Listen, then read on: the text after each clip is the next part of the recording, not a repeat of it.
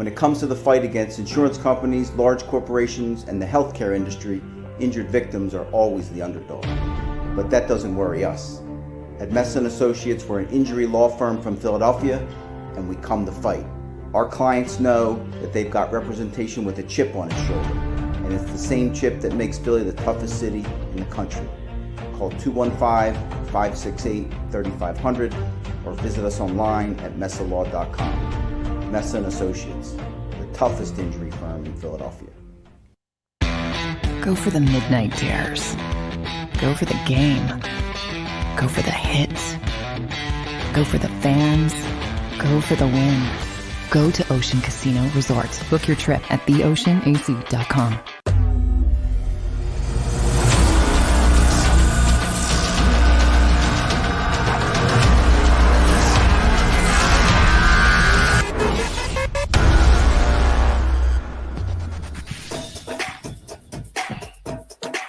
Welcome in, everybody. Live post-game show. Mark Farzad, Derek Gunn, Devin Caney. John McClellan will be joining us just a little bit later in the show. Welcome into the JAKIB Media YouTube channel and those watching us on 6abc.com.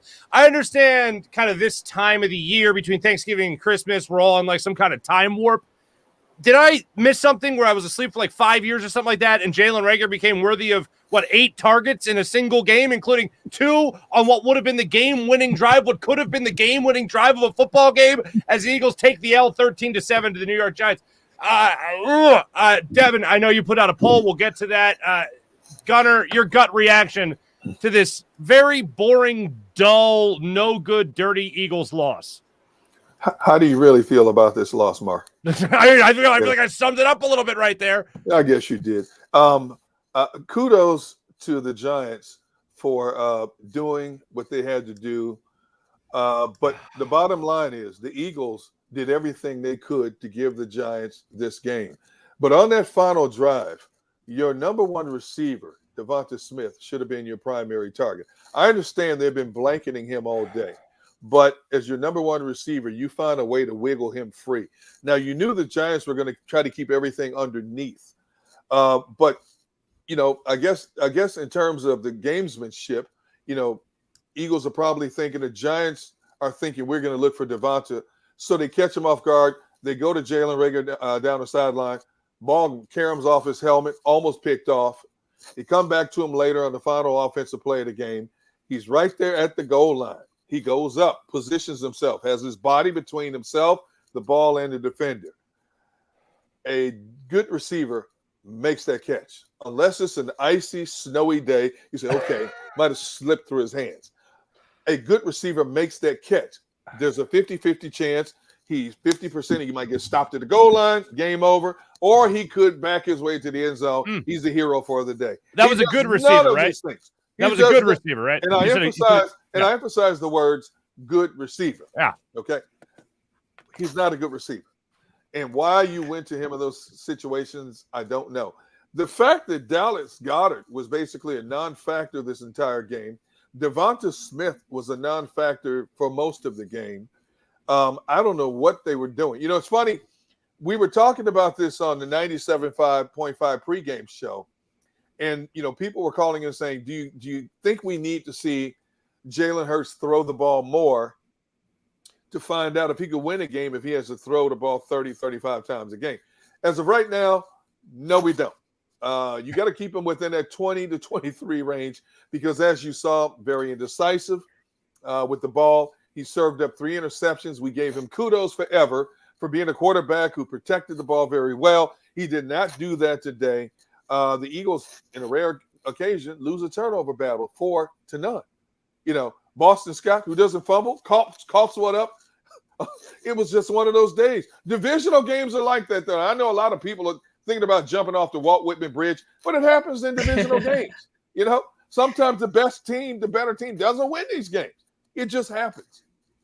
I mean, a crucial game, though. You have to win this game. The Giants are not a good team. They should not have won today. We literally handed them that loss. And I know Jalen Hurts is getting a lot of heat.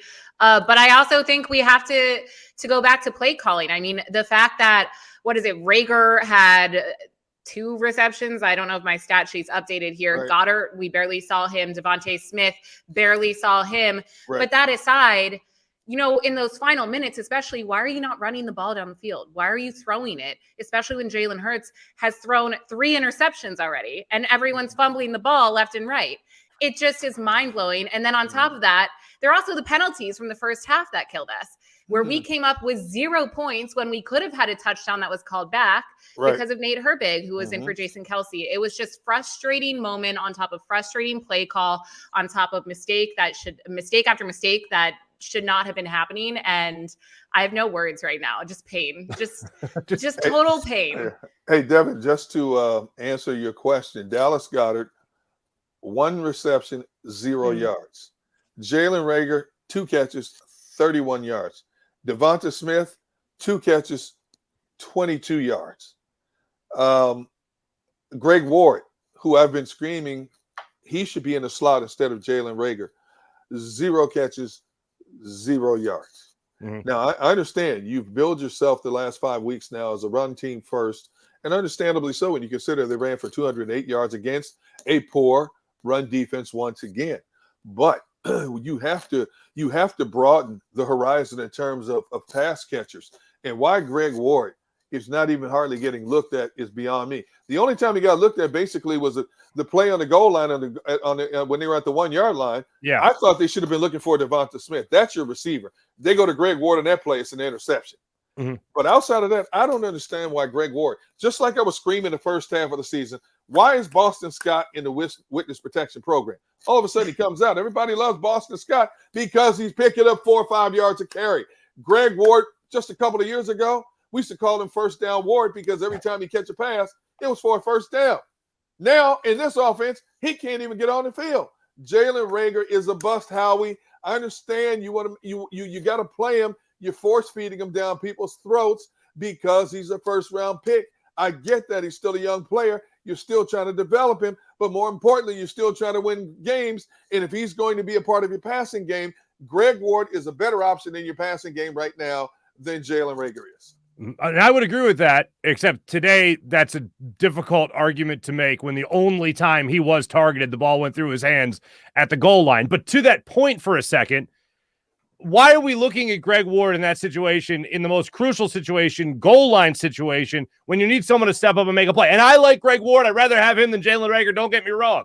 But you're right, Gunnar. Why aren't you looking at Devonta Smith in that scenario? If you're going to run a strict rollout where it's easy to set up the mismatch defensively, why not put your best receiver in that position to make that play? And better yet, after the game, you see the tweet out there from Jeff McClain of the Inquirer saying that Devonta Smith was flat out pissed off after this game and threw his helmet that he wasn't targeted once on that final play or in that final series. And then time and time again, you see another couple of looks go the way of Jalen Rhaegar, and he comes up 2 drops on that final drive. So if a coach is always going to try to sell you, and I have no doubt whatsoever, Nick Sirianni will say something to this effect after the game, and we'll hear from John McMullen later when he tells us, but you always try to put your best players in the best position to make plays. I didn't see that on this particular game. And if you want to talk about the type of game that Jalen Hurts had, and we'll get plenty of that because he made his own mistakes. But overall, head coaching-wise, game plan-wise, I didn't see anything done to try to help out Devonta Smith. I didn't see anything done to try to help Dallas Goedert. I didn't see anything really out there trying to help Jalen Hurts when he was really struggling in this game. You eventually made the change to start getting back to run-first offense, which took all of a half to try to understand again, even though that had been working for you all throughout the entire last 4 or 5 games. Right. And when you finally got back to that point, you actually started to reestablish yourselves as that team again and help things out as a whole, offensively speaking. That's when the ball started to move. Jalen Hurts, you know what? You want to be a one-read guy and run? Fine. If that's the way we got to go through this season until you continue to mature as a quarterback, then let's do that. But if you're going to continue to struggle and make bad throws, then we're going to have to continue to rely on that run to take away what might not be the best possible position for you to be in, which is to bring this team back by throwing the ball.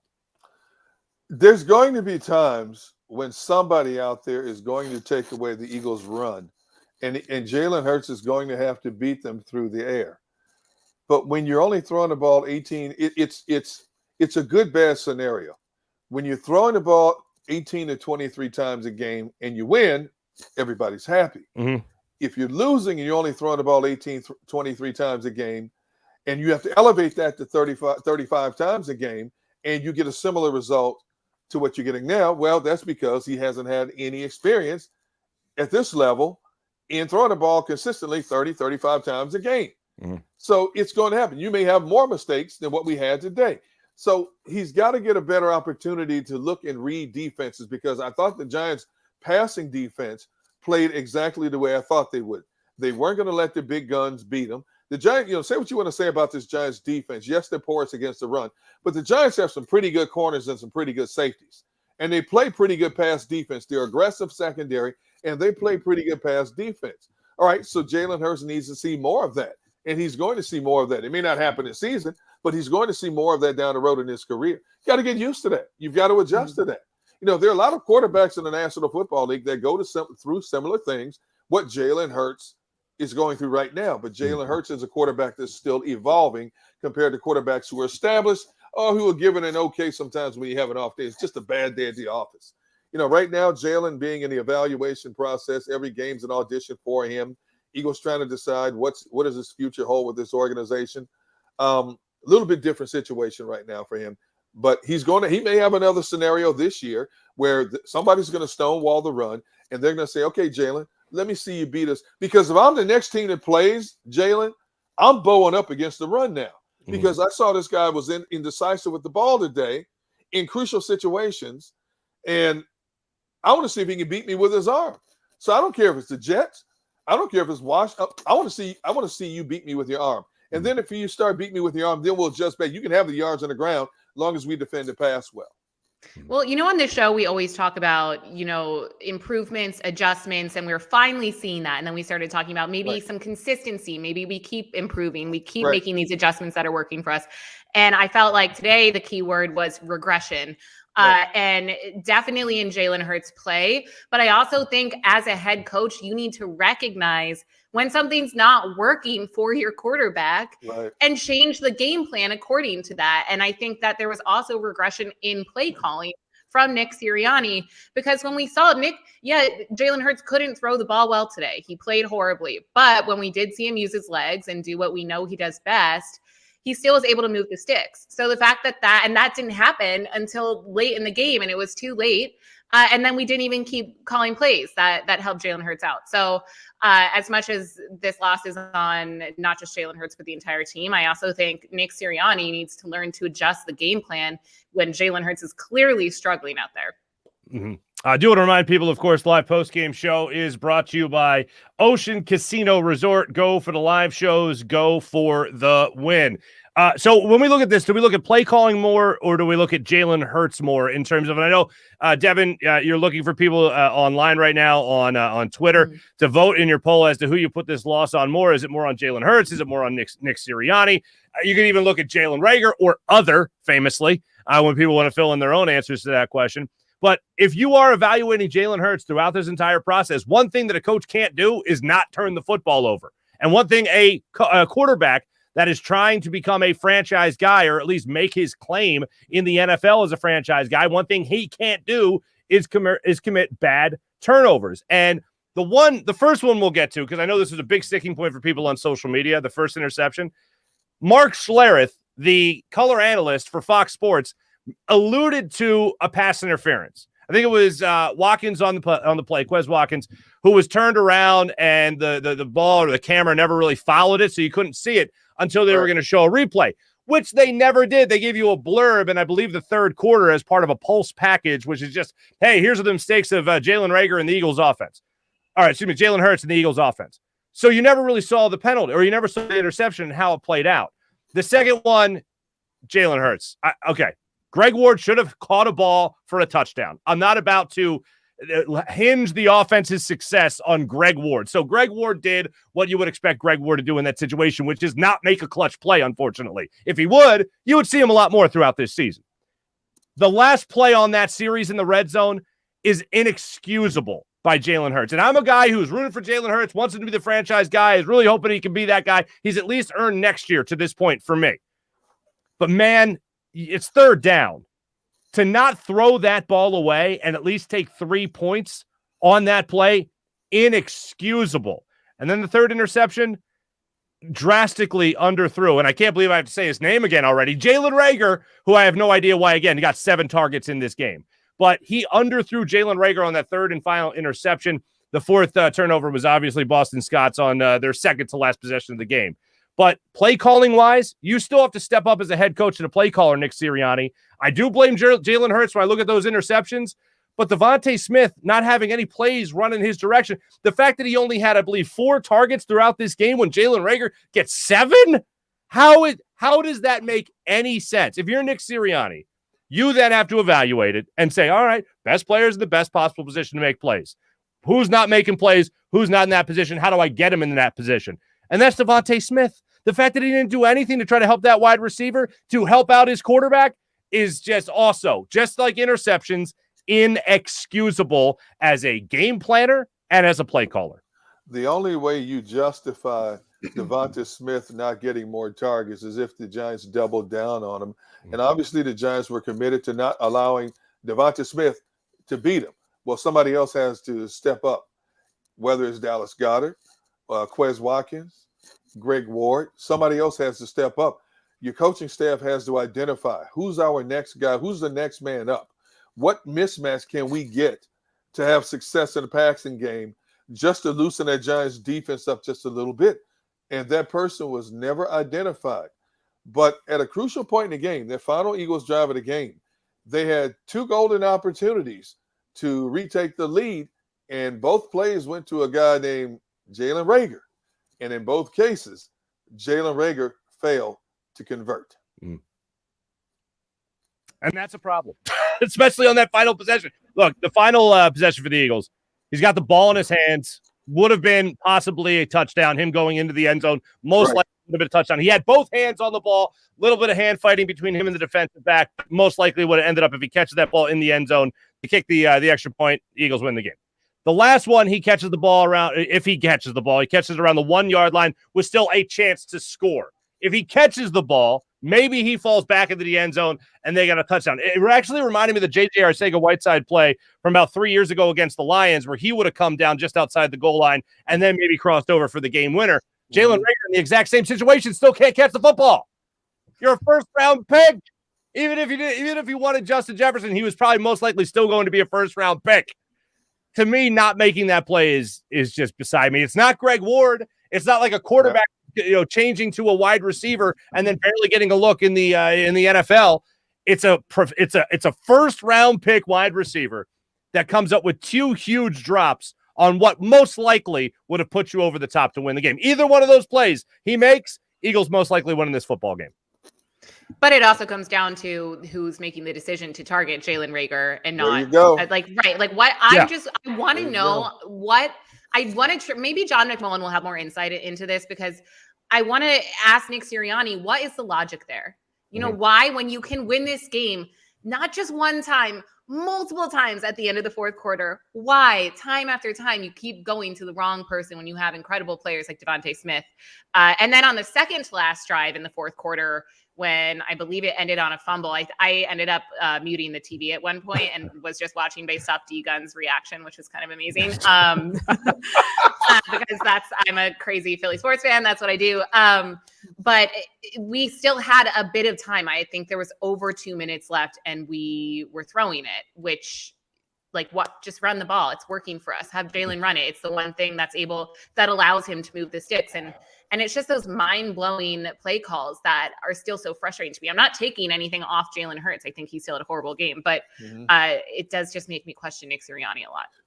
See, people want to scream at Jalen Rhaegar for being a first-round pick. You got to scream at the organization for identifying him as a first-round pick.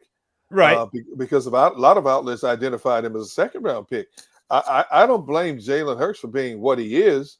He'll always go down in the annals of Philadelphia Eagles history and the NFL history books as a first-round pick.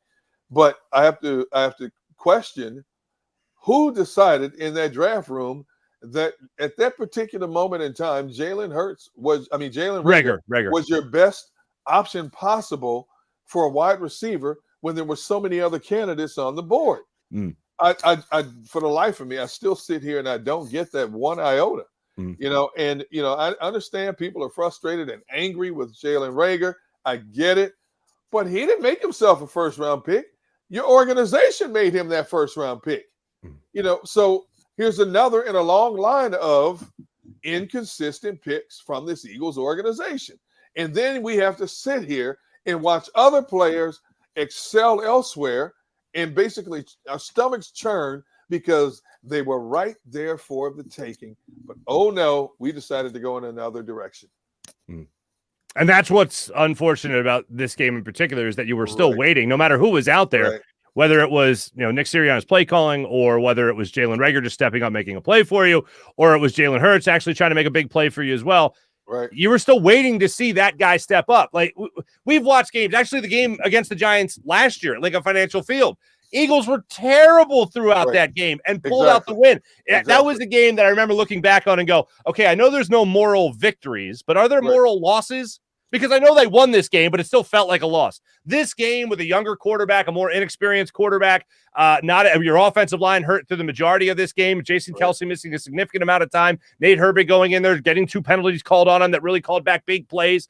That's a little bit of things you have to take into consideration when evaluating this game. If they would have won this game, my feeling would have been like, wow, that was an awful three and a half quarters of football, but they pulled it out with more than that. 59 minutes of football that was terrible, but they still pulled it out in the end. Good for this team that's still growing, learning each other, and trying to make things happen.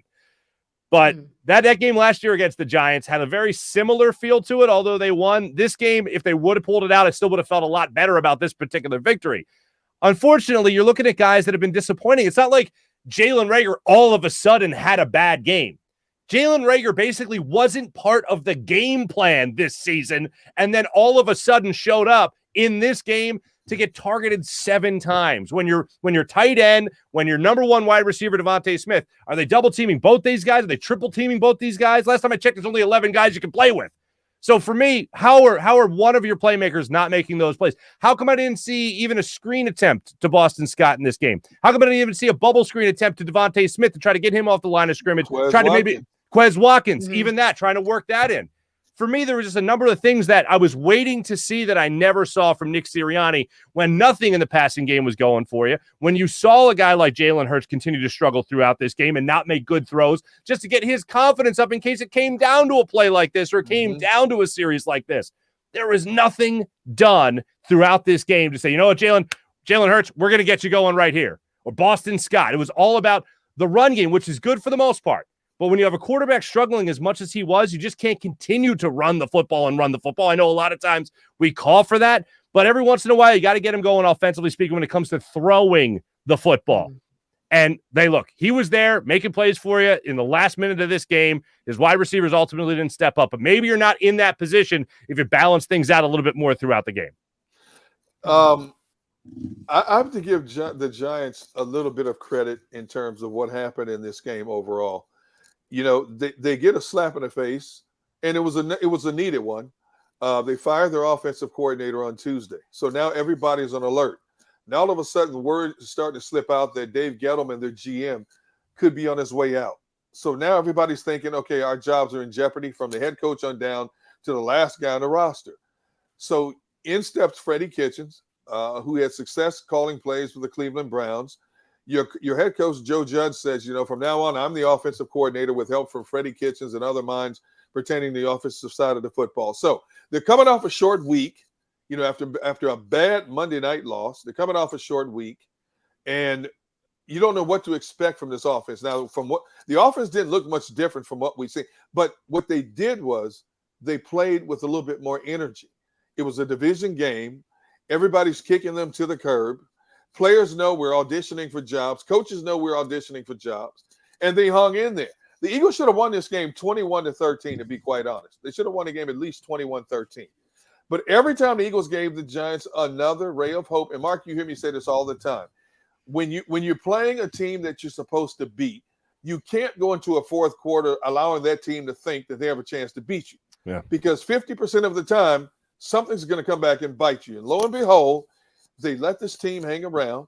It was still very much in the taking for the Eagles in that fourth quarter.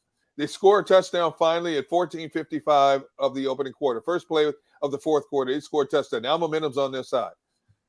and they can't get another point. They can't get another touchdown. They can't get another point. Are you kidding me? They turn the ball over. They let the Giants think, hey, we got a chance to win this game. We can break this drought. We can get this fan base, one of the most critical fan bases and media contingents in the United States. We can get them off our backs, if only for a moment. We hang in there. We can do this. And they get another turnover. And all of a sudden, the clock's ticking. We still have a chance. We can do it. Sure enough, it happens. And we're sitting here talking about an Eagles team that should have won by at least 8-9 points, losing this game by 6 points to an inferior opponent. Yeah. I didn't think we fully beat ourselves. Yeah, I would have rather faced Jason Garrett. I mean, I know that might be the obvious thing. Everybody would have. But you know who, obviously who didn't think that was Joe Judge. By the way, another bang-up job by the broadcast tonight, or this afternoon, talking about Joe Judge from North Philly. I grew up with Joe Judge. We played basketball together as kids. I'm going to go tell you right now, that ain't North Philly. All right, not for nothing. But anyway, that was some bad information I just wanted to point out. All right, Doylestown, we played Summer League basketball together. Our Lady of Mount Carmel, shout out. Anyway, so that ain't North Philly. But bottom line is, Jason Garrett's offense is something that the Eagles know all too well. If it's not Nick Sirianni knowing that offense, it's certainly the Eagles' defense. The Eagles' defensive players knowing that offense. But for me, it didn't come down to how bad the defense was in this game per se. I mean, you're talking about a game where you allowed 13 points. But when you look at the way that this Eagles offense attacked this game, I can't remember a time. I mean, you really got to go back 5-6 games maybe where it was this dull. Like, it just didn't seem like they had any of that mojo that you really started to enjoy and really started to rely on and on over the last 4 or 5 games here. And that, to me, is very upsetting when you think about the momentum that Nick Sirianni was trying to establish with this offense. And, you got to let those roots grow. Got to let those roots sink in and really attack from that point on as they grow and we all become stronger. This game just felt like those roots were shriveling. And it felt like leaves were starting to fall off this plant, whatever you want to call it, to go with another tired analogy. But for me, I just don't understand how you can go through the last couple of weeks and still face a bad opponent, albeit a divisional opponent, still face a bad opponent. And in the one area where you weren't expecting that much change, you come up short. The defense of this team had a built-in excuse. All right, well, you know what? We got to see what Freddie Kitchens does here because we haven't seen this yet, really. The offense, you knew what the Giants were doing. You knew who they had defensively speaking. You knew what you were up against. And it seems like it still took you a quarter and a half to realize you got to go back to the bread and butter that was running the football before you were able to open up things in the passing game. And then when it came to just making big clutch plays, I still don't know why we're looking at Greg Ward at the goal line when he could have been looking at Devontae Smith. I still don't know why you're not seeing Dallas Goedert get involved in this offense. I still don't know why Jalen Rhaegar was looked at as many times as he was throughout this game. I'm still struggling after Quez Watkins comes up and makes a big play for you. You barely see him for the rest of the game. So for me, that looks a lot more to the quarterback and more to the head coach and Nick Sirianni when coming to the conclusion that the offense was obviously the bigger problem here as far as this game went. Now, Freddie Kitchens, again, you look at him and you saw what he did with the Browns. But when it comes to this particular game, you knew what the Giants were going to do defensively, and you still couldn't exploit it. The game plan, if you really want to get right down to it, the game plan was very similar to what has equated to the Eagles' recent success lately. Run the football more than you throw the football. Sure. Later in the game, though. First quarter. But the first quarter felt like you were recalling. It felt like you were watching the game from 5 or 6 weeks ago. But the big difference is 4 turnovers. That's the whole difference of the game. Yes, absolutely. They got the 33 carries. They got their 200-something yards. They kept Jalen Hurts within a manageable passing game. Sure. 23 passes. The only difference, 4 turnovers for the visiting team, no turnovers for the home team. If the Eagles don't turn the ball over, the Eagles win this game easy. There's no question about that. Yeah, but it's a big thing to take away. That's what I'm saying. Yeah. What hadn't they done the past few games? They didn't turn the ball over. They were winning the turnover battle. Today, they decisively lost that turnover battle. They lost that battle in critical situations, and the end result is we're sitting there talking about an L instead of a W. Yeah, I mean, Jalen Hurts, something that he's done well, has not been turning the ball over. Exactly. It's something that we started talking about a little bit more and more, and then here he is today with 3. So I don't know. Maybe we jinxed him. Well, that's all the optimism. All the optimism, unfortunately, just made us bow out. All right, when we come back a little bit later in the show, we're going to talk to John McMullen. We'll continue to recap this game. we've talked a lot about the offenses. That's been a big story, and that's where the turnovers obviously came from here, Gunnar, as you were mentioning. We'll talk about the defensive game plan when we come back. Jonathan Gannon and how he was approaching this Giants offense, considering the game they were coming off of in Tampa Bay. If you want to check us out, make sure you do so on the comments. We'll try to get you involved in the chat as well. You're watching live post-game show on the JAKIB Media YouTube channel and 6abc.com. Go for the midnight dares. Go for the memories. Go to get your spin on. Go to get your spa on. Go for the bubbles in your bathtub and in your drink. Go for the stakes and the steak. Go for him. Go for her. Go for the win. Go to Ocean Casino Resort. Book your trip at theoceanac.com. You know you like being right. That's why you should enroll in an Independence Blue Cross plan. It's the health plan chosen by more people than any other, with more doctors and hospitals, more benefits that really rock, more of the coverage you want for the right price, including free doctor visits 24/7. It's a choice you can feel good about, because when you're right, you're right. And when you've got Independence Blue Cross, you're right where you need to be. Call 1-844-200-2583 today to get an Independence Blue Cross plan.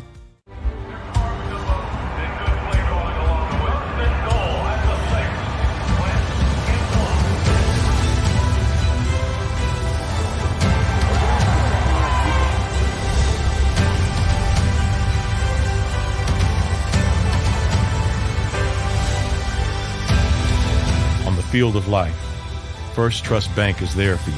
7 on 3. 1, 2, 3. Because Philadelphia dreams deserve a Philadelphia bank.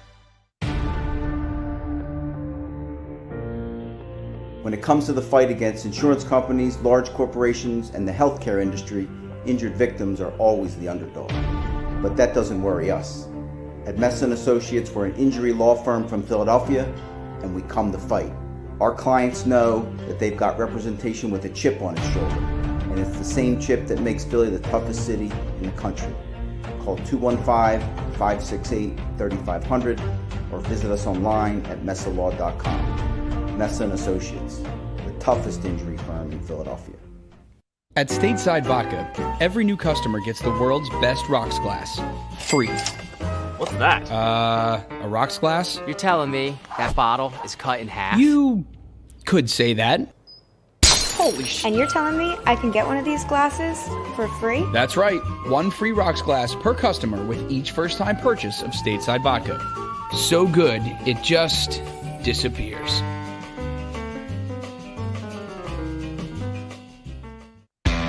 Go for the midnight dares. Go for the game. Go for the hits. Go for the fans. Go for the win.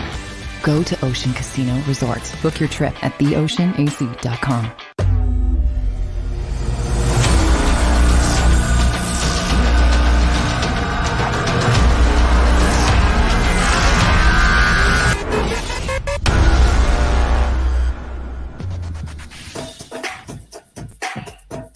Welcome back, live post-game show. We are fueled by Stateside Vodka, 15% off the very popular Stateside Vodka Soda. That's 15% off the very popular Stateside Vodka Soda. If you just simply go to statesidevodka.com and make sure you use the promo code you guys see in the scroll with JAKIB. Welcome back, live post-game show. Mark Farzetta, Devin Caney, Derek Gunn with you.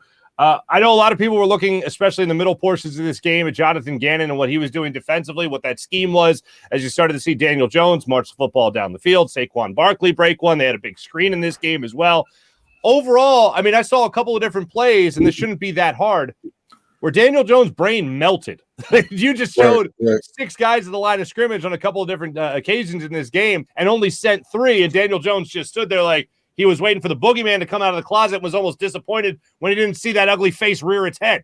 So for me, I thought Jonathan Gannon actually did an okay job against this Giants defense, but ultimately it just makes me look back at the offense, which is what we've talked about through the vast majority of the show so far. But defensively speaking, Gunner, no problem with what Gannon did today. It was okay, but you know, the trend I'm starting to see is they're not getting quarterbacks on the ground. I mean, the stats show Daniel Jones was sacked one time, but you know, they're getting pressure on quarterbacks, but when they played Trevor Siemian, when they played Teddy Bridgewater, the pressure made the quarterback feel uncomfortable. I don't remember any particular time when Daniel Jones really looked uncomfortable in the pocket. They got a little pressure on him, and obviously he has the capability of stepping up and stepping out and taking off at any given moment. But they're not generating enough sacks. They're not getting enough hits on quarterbacks to alter the mindset of a quarterback in a lot of ways. And while the defense is playing better, now these guys up front, if you're going to bring your corners down now and play them, in bump and run covers with wide receivers, that means you can play more games in the boxes with your front seven. And while you've been getting more blitzes on, you've got to get quarterbacks down on the ground. You got to get some shots on them. You got to take some of the wind out of their sail. They didn't do that in this game. Mm-hmm. And I also think I agree with everything you said, Deegan, in terms of getting to the quarterback and sacks. And something that I know, Derek Barnett is a name that comes up all the time with penalties being killer, but Steven Nelson's penalty that brought the Giants to the 1 yard line and then they ultimately scored. I think it's little things like that do still bug me. And I know week in, week out, we always kind of debate whether Jonathan Gannon's the guy. I haven't been his biggest fan. I know our friend John McMullen really likes him. But I think today, it's mostly on the offense, but it was just meh. It wasn't wow, that was an outstanding defensive game plan against the Giants, which exactly. I think we need to remember who the opponent was. Yeah, I'm not saying he did a great job or good job, like a K job by Jonathan Gannon standards throughout this year. But for me, I would like to see more blitzing. I know I pointed out the time he showed blitz, but didn't. There was one instance where it looked like Alex Singleton was being sent and then ended up being an RPO play where they were able to stop Saquon Barkley in the backfield for about a 7-yard loss. Yeah, I still want to see more aggression here, but defensively speaking, they did what they were supposed to do against a Giants team. They weren't supposed to shut them out. I wasn't expecting to do that. I don't think this defense is good enough to do that. But when it comes to the aggression, I would still like to see Jonathan Gannon do that. If you're going to be waiting for Daniel Jones to play, they had, this is the perfect play to talk about. Schlereth made an allusion again today to Daniel Jones being able to do what you have seen in many different occasions from Jalen Hurts. Oh, Daniel Jones will be able to beat you on the run too, like Jalen Hurts will do for the Eagles. Taste your own medicine for the Eagles. I didn't get that vibe at all because Daniel Jones is way too slow. And as we saw last year in a Giants game, Daniel Jones, if he gets any room to run, he'll trip over his own 2 feet and not be able to take it the rest of the way home anyway. But when it comes to the way the Giants were playing offensively, they did everything that you expected them to do. But they're still going to have a couple of plays where they weren't going to be able, or they were going to be able to beat you. The fact that you couldn't force him into a turnover, like it feels like every defense has been able to do against this Giants offense, is really where you start to look at yourselves and go, all right, well, we didn't do a good enough job making him uncomfortable and forcing that mistake. Because again, if you continue to scare these guys, you will force them into make a mistake. Daniel Jones has proved that throughout his career. That's why talking to people in New York media over the last week, leading up to this game, that was the one thing that everybody said to a man, which was if you force Daniel Jones out of the pocket and make him throw the football enough, he will make a mistake. That is why he is still looked at with great skepticism in New York as whether or not he's the franchise guy going forward. The fact that you didn't really see that throughout this game, that is a worrisome thing.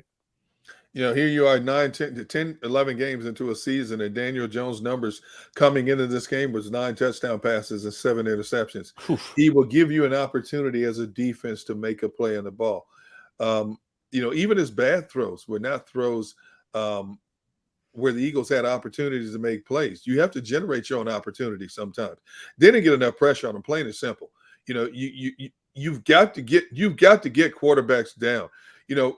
Getting pressure on some quarterbacks works.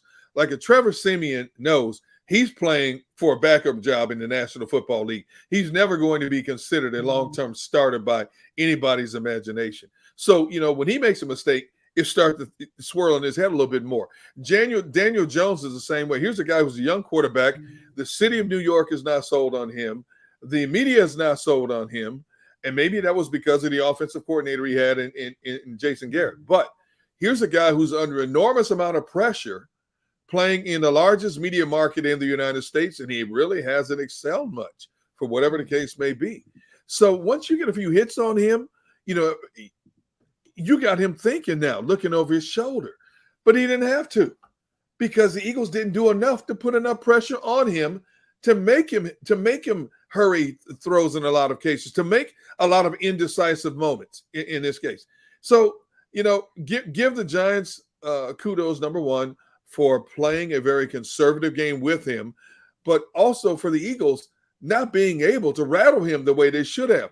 You were talking about last year, Mark, and you're right. The turf monster got him on one long run he should have scored on. But if you remember the other game, remember the other game, he actually took 130-plus yards in the house on his team. So for whatever reason, when Daniel Jones plays the Eagles, he plays better football. I have no idea why.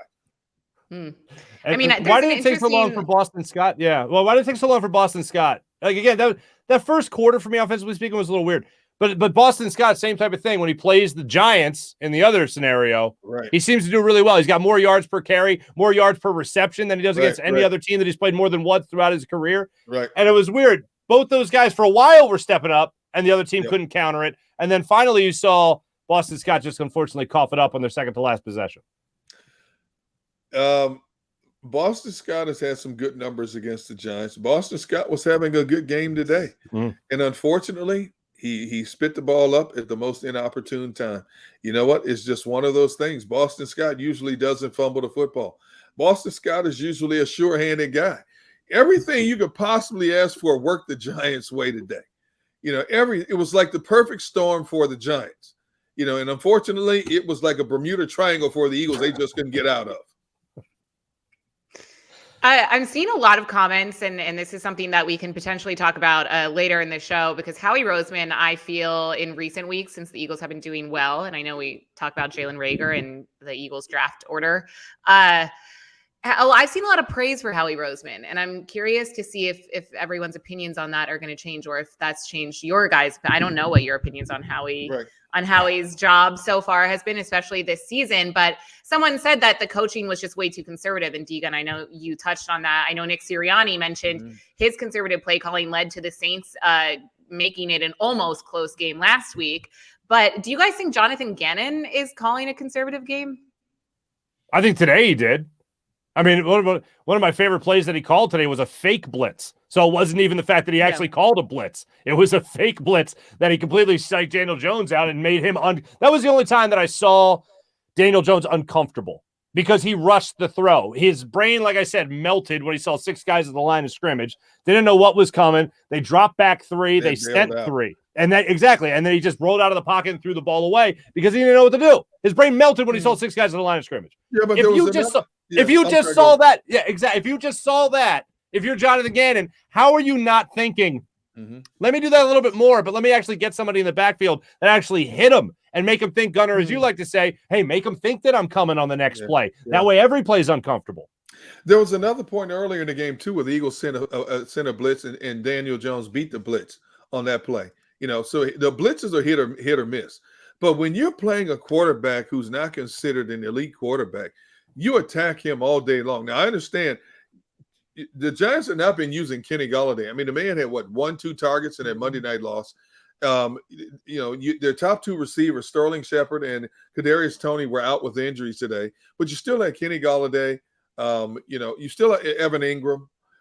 So you had enough targets. But you got corners that can play the man up. You still got Darius Slayton, who in the past who had been an Eagles killer. But you've got corners that can play the man up. You have to attack. And I keep equating it to go back a few weeks and look at what Miami did against a very dangerous and dynamic Lamar Jackson. I'm sitting there watching this game on a Thursday night, and I'm thinking, okay, Brian Flores is going to mix it up just a little bit. They attacked Lamar Jackson all night long. And even when the Ravens got close, they did not back off in a blitz.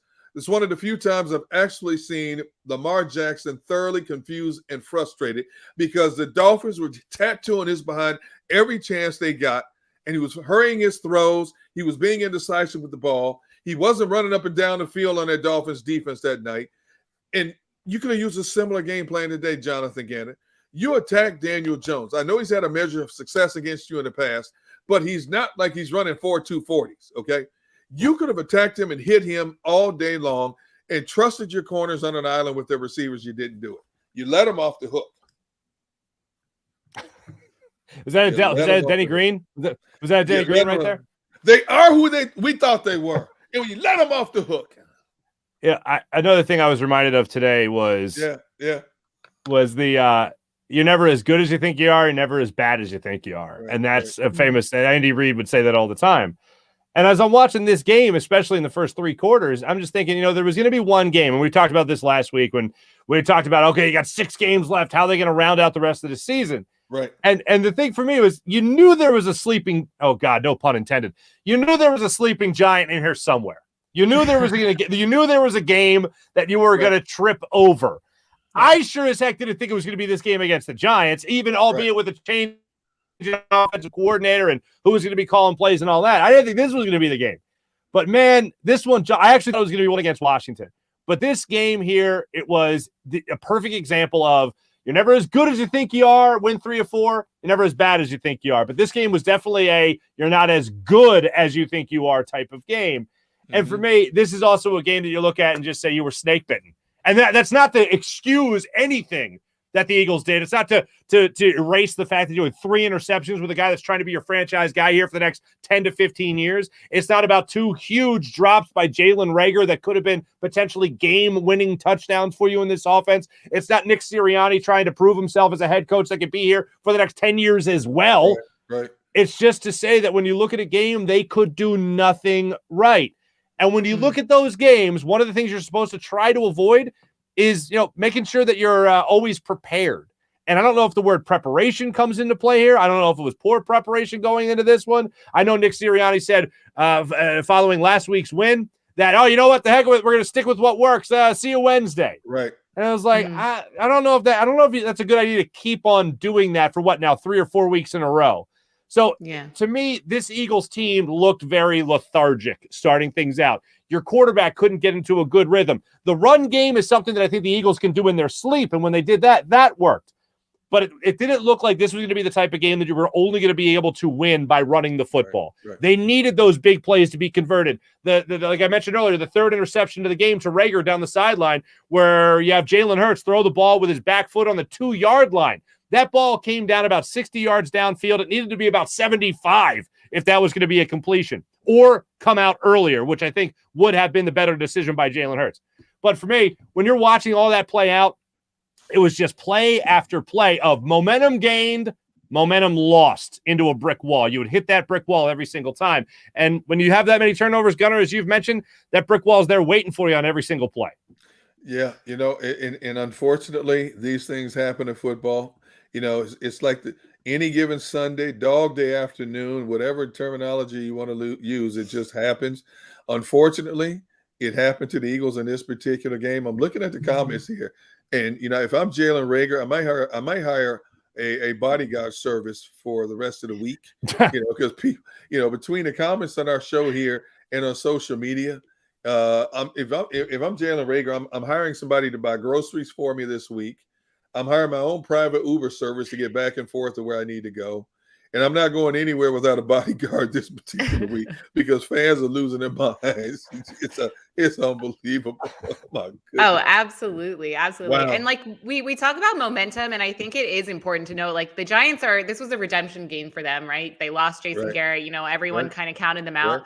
And I do know, even though, Nick Sirianni, maybe people think he's too light on them, especially after a win. Apparently he played Nick Saban's speech to basically telling them to not get too confident, to not get too cocky going into this game. And I don't know if that was the reasoning. I don't think there's one specific reasoning to this absolutely horrific performance that we saw today. But I do think that's a factor. I think the Eagles definitely didn't, or I think they counted the Giants out. And I hope maybe we can use this as a lesson, maybe rebound from this. Hopefully it's not back to how we kind of started the season. But I'm going to try to stay optimistic here because the comments are really wild right now. Let's look at funny, though. Keep them coming. Hey, Devin, why don't you read some of the why don't you read some of the more colorful comments on camera? Oh, you want me to read? Okay. Well, okay. Remember I will read the family show. It's a family show. I will read some of the comments, but also go vote on my poll on Twitter because we'll talk about it later on who you put this loss on more. Some of the comments on that are also quite colorful. Okay. Let's see. It's a passing league. The Birds can't win without receivers. This game is not on the coaches. It's Jalen's fault. Jalen lost the game. A lot of hate for Jalen. A lot of hate for both Jalen's, actually. Jalen Hurts, Jalen Rhaegar. They blew a big opportunity. The offense killed the Eagles today. Hurts was bad. Scott had a bad fumble. Rhaegar had no business being drafted in the first round. Wow, guys, it's bleak out here. These are pretty bad. I'm afraid to keep reading because there's very colorful language in here. Look, that's why it's like it's tough sometimes. It's like a landmine. It's like a minefield. Excuse me, when you're going through the comments, because especially when you're reading live, and it's like, I can't say that. Yeah, wait. But I will say, What? I will say this particular game, when you do have 3 interceptions, and as I said last week, when trying to evaluate how Jalen Hurts was against that defense and how he was trying to beat double coverage on a lot of his receivers and only rushing 3 or 4 at the line of scrimmage and trying to wait and see how the defense played out. This is a game where you really can't look at anybody else more than you look at the quarterback. And at the end of this game, look, the quarterback stepped up and he made great throws, and no one's taking that away from Jalen Hurts. But for the first 58 minutes of this game, it was a struggle for Jalen Hurts. And there's really the worst play of the game, in my opinion, worse than even the touchdown, because you're going to have drops. What you can't do as a quarterback is have mental errors, especially when you're in the red zone, especially when it's only 3-0. And instead of throwing the ball out of bounds, you throw an interception before halftime and you throw the ball away, and then you don't even go into the halftime with a tie game. Like that to me is just a bad play, bad form by Jalen Hurts. And as much as Nick Sirianni could have called plays to try to get Devontae Smith into the game or Dallas Goedert into the game and try to get those playmakers into it, one thing you can't do is give the football to the other team and give them opportunities to score points on your defense. And yes, again, I'll say it again. Jalen Rhaegar had 2 opportunities to catch the ball, win the game for the Eagles. Maybe you're not in that spot if you played a much more balanced game throughout this, throughout the entire, throughout the first 3 quarters of this game.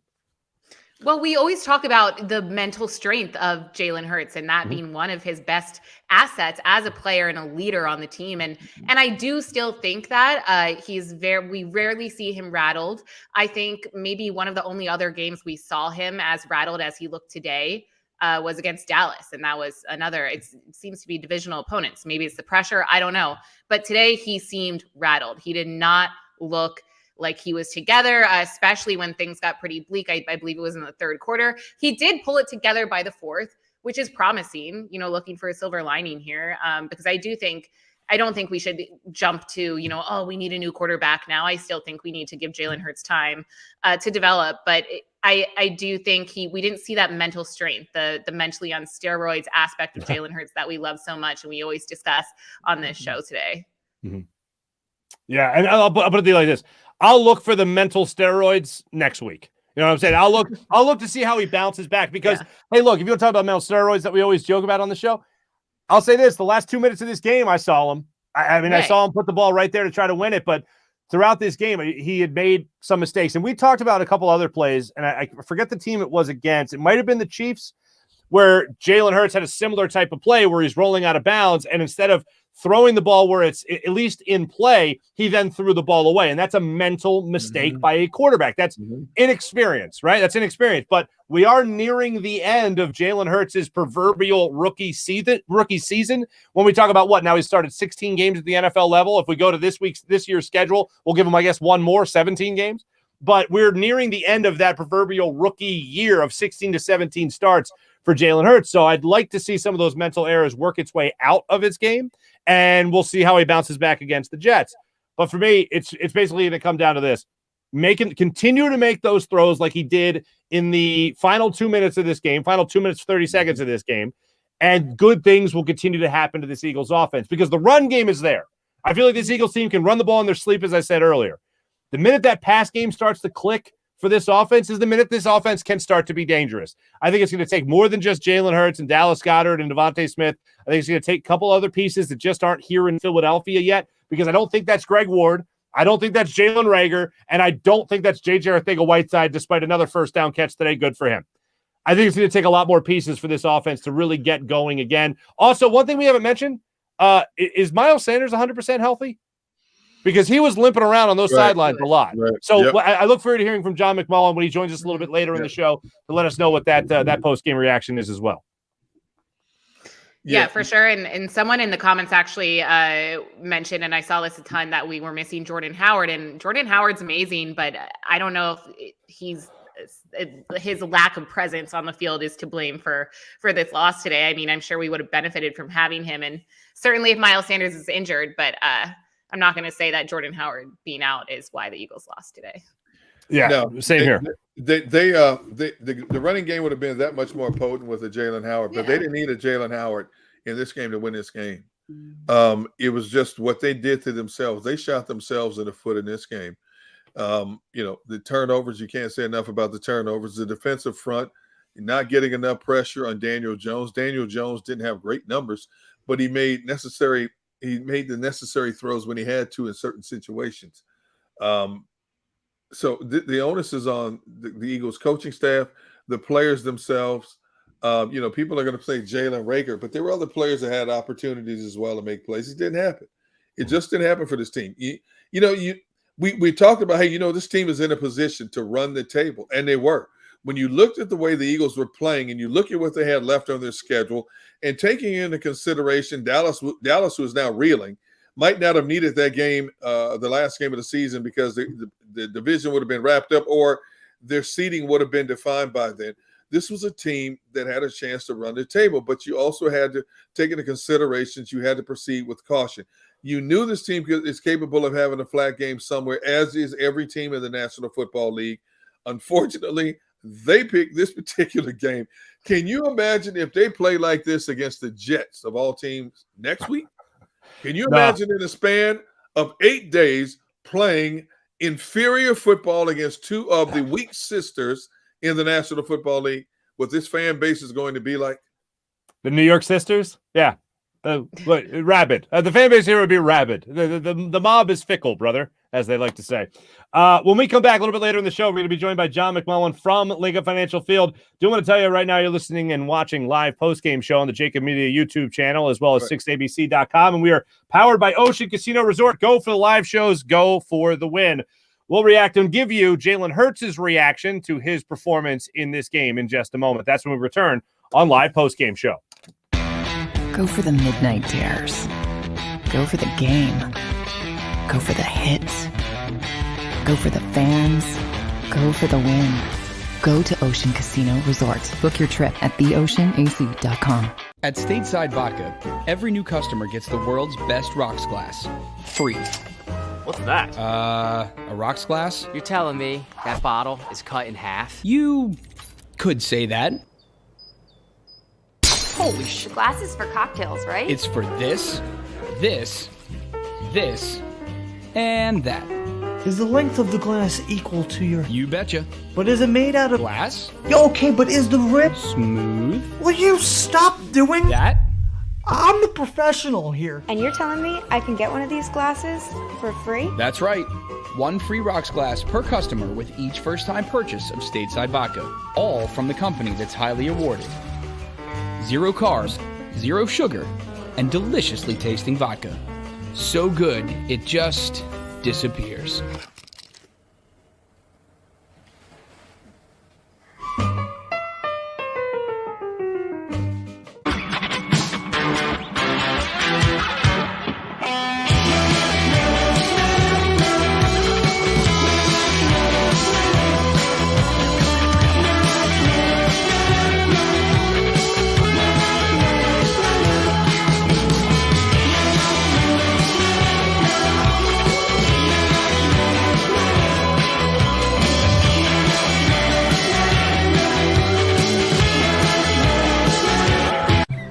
I get scared sometimes. Of a lot of things.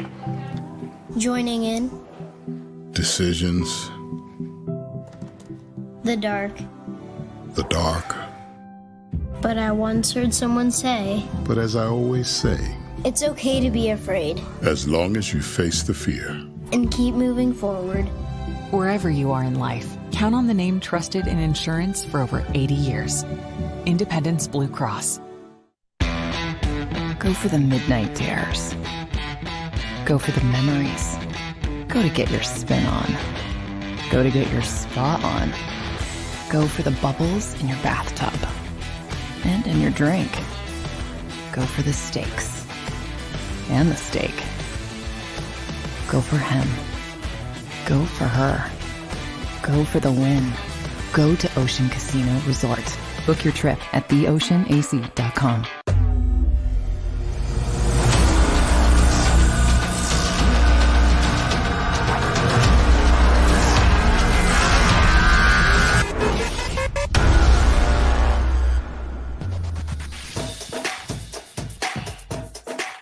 Welcome back, live post-game show. JAKIB Media YouTube channel at 6abc.com. We're fueled by Stateside Vodka. Get 15% off the popular vodka soda. Stateside Vodka Soda, 15% off. Use the promo code JAKIB. Make sure you do that. Stateside Vodka, as prominently displayed behind me. I will tell you guys this first right out of the gate before we get to John McMullen a little bit later in this segment. And I know, Devin, you have your Twitter poll that we'll hit in a second as well. Jalen Hurts, summing it up by way of Jeff McClain right here. I put us in a bad situation. Anytime you have 3 interceptions, that's going to be true, unfortunately, in this particular game. Devin, that brings me to your poll question that you put out there towards the end of this game. Who do you put it on? Jalen Hurts, Nick Sirianni, or other, I believe, were the options?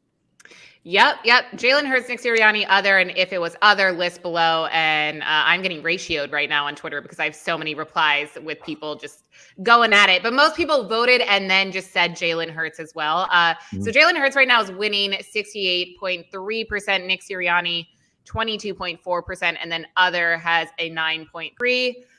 Most of the replies are saying Hurts. A lot of people are asking where Minshew was. A lot of people wanted Minshew to get some minutes. Do you think it was that bad? I don't think it was that bad. No, absolutely not. Yeah, no. Poor draft decisions is also getting a lot. Like I mentioned, a lot of people blaming Howie Roseman, as Philadelphians do, putting every game and any picks that Jeff and Howie made on JJ Arcega-Whiteside. I don't know if that's JJ's fault, but I mean, a lot of things are his fault, but not the draft picks. Right. But yeah, if you guys want to weigh in, it's on my Twitter. Go vote. Right now, it's looking like Jalen Hurts is right about himself, and it's falling on his shoulders. Well, that's what a leader does. He takes responsibility for things when they go bad like that, and he had the ball in his hand. They moved the ball down the field. They had opportunities to do some damage, and he was indecisive with some throws more times than not. And, of course, it kept giving momentum back to an inferior opponent. And it came back to bite him in the backside in the final analysis. So that's, hopefully he learns from this. I think Jalen Hurts is a smart enough quarterback to sit down and look at the film, understand what he did wrong. Everything had been going right for him for so long over the last month, everything doesn't go right for every quarterback, a 16, 17 game season. You're going to have some flaws. The better quarterbacks in this league bounce back, have the capability of bouncing back. So now he's been stung. He was the Pied Piper of Philadelphia the last 3-4 weeks, along with this running game. So now Jalen Hurts has been stung. Let's see how he bounced back next week against another very beatable opponent in the Jets. One thing before we get to John McMullen, I do want to just ask this question real quick. How much of a problem is his arm strength? Because this has come up almost after every game. People talk, you can't throw the ball. People are hitting me up on Twitter going, noodle arm, can't throw it deep. He put the ball right there for Jalen Rhaegar. It would have been about, I think, a 38-yard pass. Put the ball again there for Jalen Rhaegar right there at the goal line. Possibly would have fallen in for the touchdown. Right. The one that you really do look back on is that final interception, his third interception, which was down the sideline to Rhaegar. I referenced it earlier with his right foot on the 2-yard line. He aired it out there to about the, I want to say, 50-yard line, 45-yard line, the opposition 45-yard line. That's one that you could say, all right, that's definitely where he's got to bomb it down the field, or he's got to get rid of that ball sooner. I think if he would have made a completion, it would have been at least 60, 65 yards in the air if that would have been converted for the touchdown there. I look at it and say, I think his arm strength is livable. I don't think it's necessarily a sticking point as to why. I don't think it's let's put it this way. I certainly don't think he's a top 15 quarterback in terms of arm strength. I don't even know if he's a top 20, but it shouldn't be as big a problem as I've seen it been the last couple of weeks. His arm strength is serviceable. Okay, that's a good word for it. Yeah, serviceable. He doesn't have a great arm. Doesn't have a weak arm. Just doesn't have a great arm. I think Jalen is fine in the intermediate game. We've seen him throw darts. You know, when you're talking 30, 40 yards, inside of 40 yards, I think and you can survive in the National Football League. If you have the right pieces around you, you can flourish in the National Football League, you know, being a quarterback who doesn't have the strongest arm, but doesn't have to because of the offensive system that's devised to help you in certain situations. So, you know, with that said, I think he has the capability of being a good quarterback in the National Football League. But the coaching staff has to identify what that is and play more to that week in and week out. Now, you got to take a couple of deep shots every now and then just to give them the opposition something to look at. But if you know you don't have a strong arm, you can't expect your quarterback to live by that. And I think Nick Sirianni is smart enough to know that while you take those deep shots to stretch a defense, he understands some of the limitations his quarterback has. It's just things just didn't work out for him today for whatever the case may be. Yeah, I just really quick before we get to John, and we're definitely going to ask him about this on the poll. I'm getting a lot of why didn't you put Rhaegar? And first of all, I put that poll out before that whole last drive happened. And yeah, Rhaegar dropped those passes, but the rest of the game, I think, is more on Hurts. But yeah, the last 2 minutes are Rhaegar and our receivers. Yeah, that's why you put other. Yeah, exactly. Why? Yeah, you gotta have some conversation involved in there. When we come back, John McMullen will be joining us live from Lincoln Financial Field to help us break down all the post-game reaction from players and coaches as well. You're watching live post-game show, and it's powered by the Ocean Casino Resort. Go for the live shows. Go for the win. John McMullen when we return.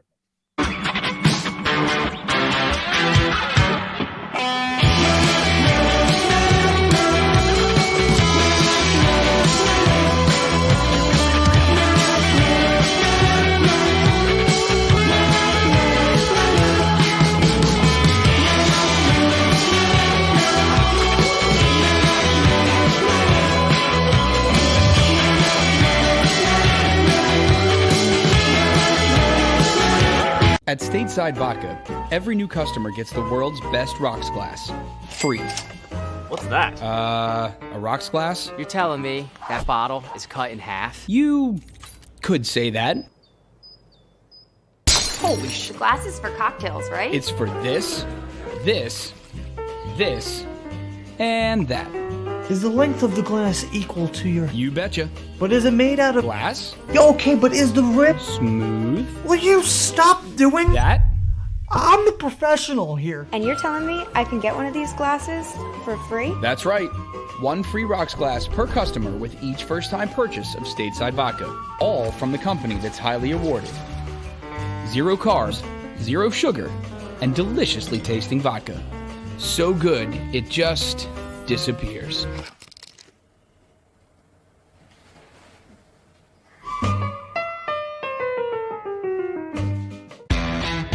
Go for the midnight dares. Go for the memories. Go for the view that goes on forever. Go for the bubbles in your bathtub and in your drink. Go to bed whenever you want. Or don't. Go for him. Go for her. Go for the win. Go to Ocean Casino Resort. Book your trip at theoceanac.com. When it comes to the fight against insurance companies, large corporations, and the healthcare industry, injured victims are always the underdog. But that doesn't worry us. At Messon Associates, we're an injury law firm from Philadelphia, and we come to fight. Our clients know that they've got representation with a chip on its shoulder, and it's the same chip that makes Philly the toughest city in the country. Call 215-568-3500 or visit us online at messalaw.com. Messon Associates, the toughest injury firm in Philadelphia. Go for the midnight dares. Go for the game. Go for the hits. Go for the fans. Go for the win. Go to Ocean Casino Resort. Book your trip at theoceanac.com.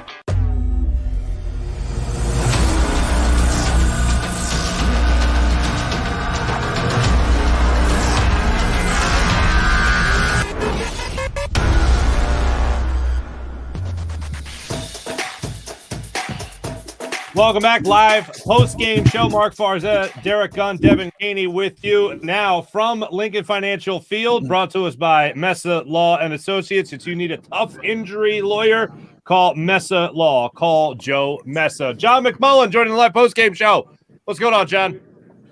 Well, I wish I was at Lincoln Financial Field. Of course. I'm at MetLife Stadium. So no, that's me. I got to drive. That's me not putting my words in the best position to make the right statement. No, my apologies. John, just for post-game reaction, looking at this team and looking how Sirianni addressed the media after the game, what did he have to say most notably about the turnovers in this game? Well, I think everybody took accountability. Certainly Jalen Rhaegar did and should have, and I do give him credit for coming out and speaking to us. Boston Scott did, and obviously Jalen Hurts did as well. So that part of it is good, but I mean, you also have to be realistic and say, this is a game you have to win. I mean, you have to win this game. You're clearly the better football team. We all know what the turnover margin means in the NFL.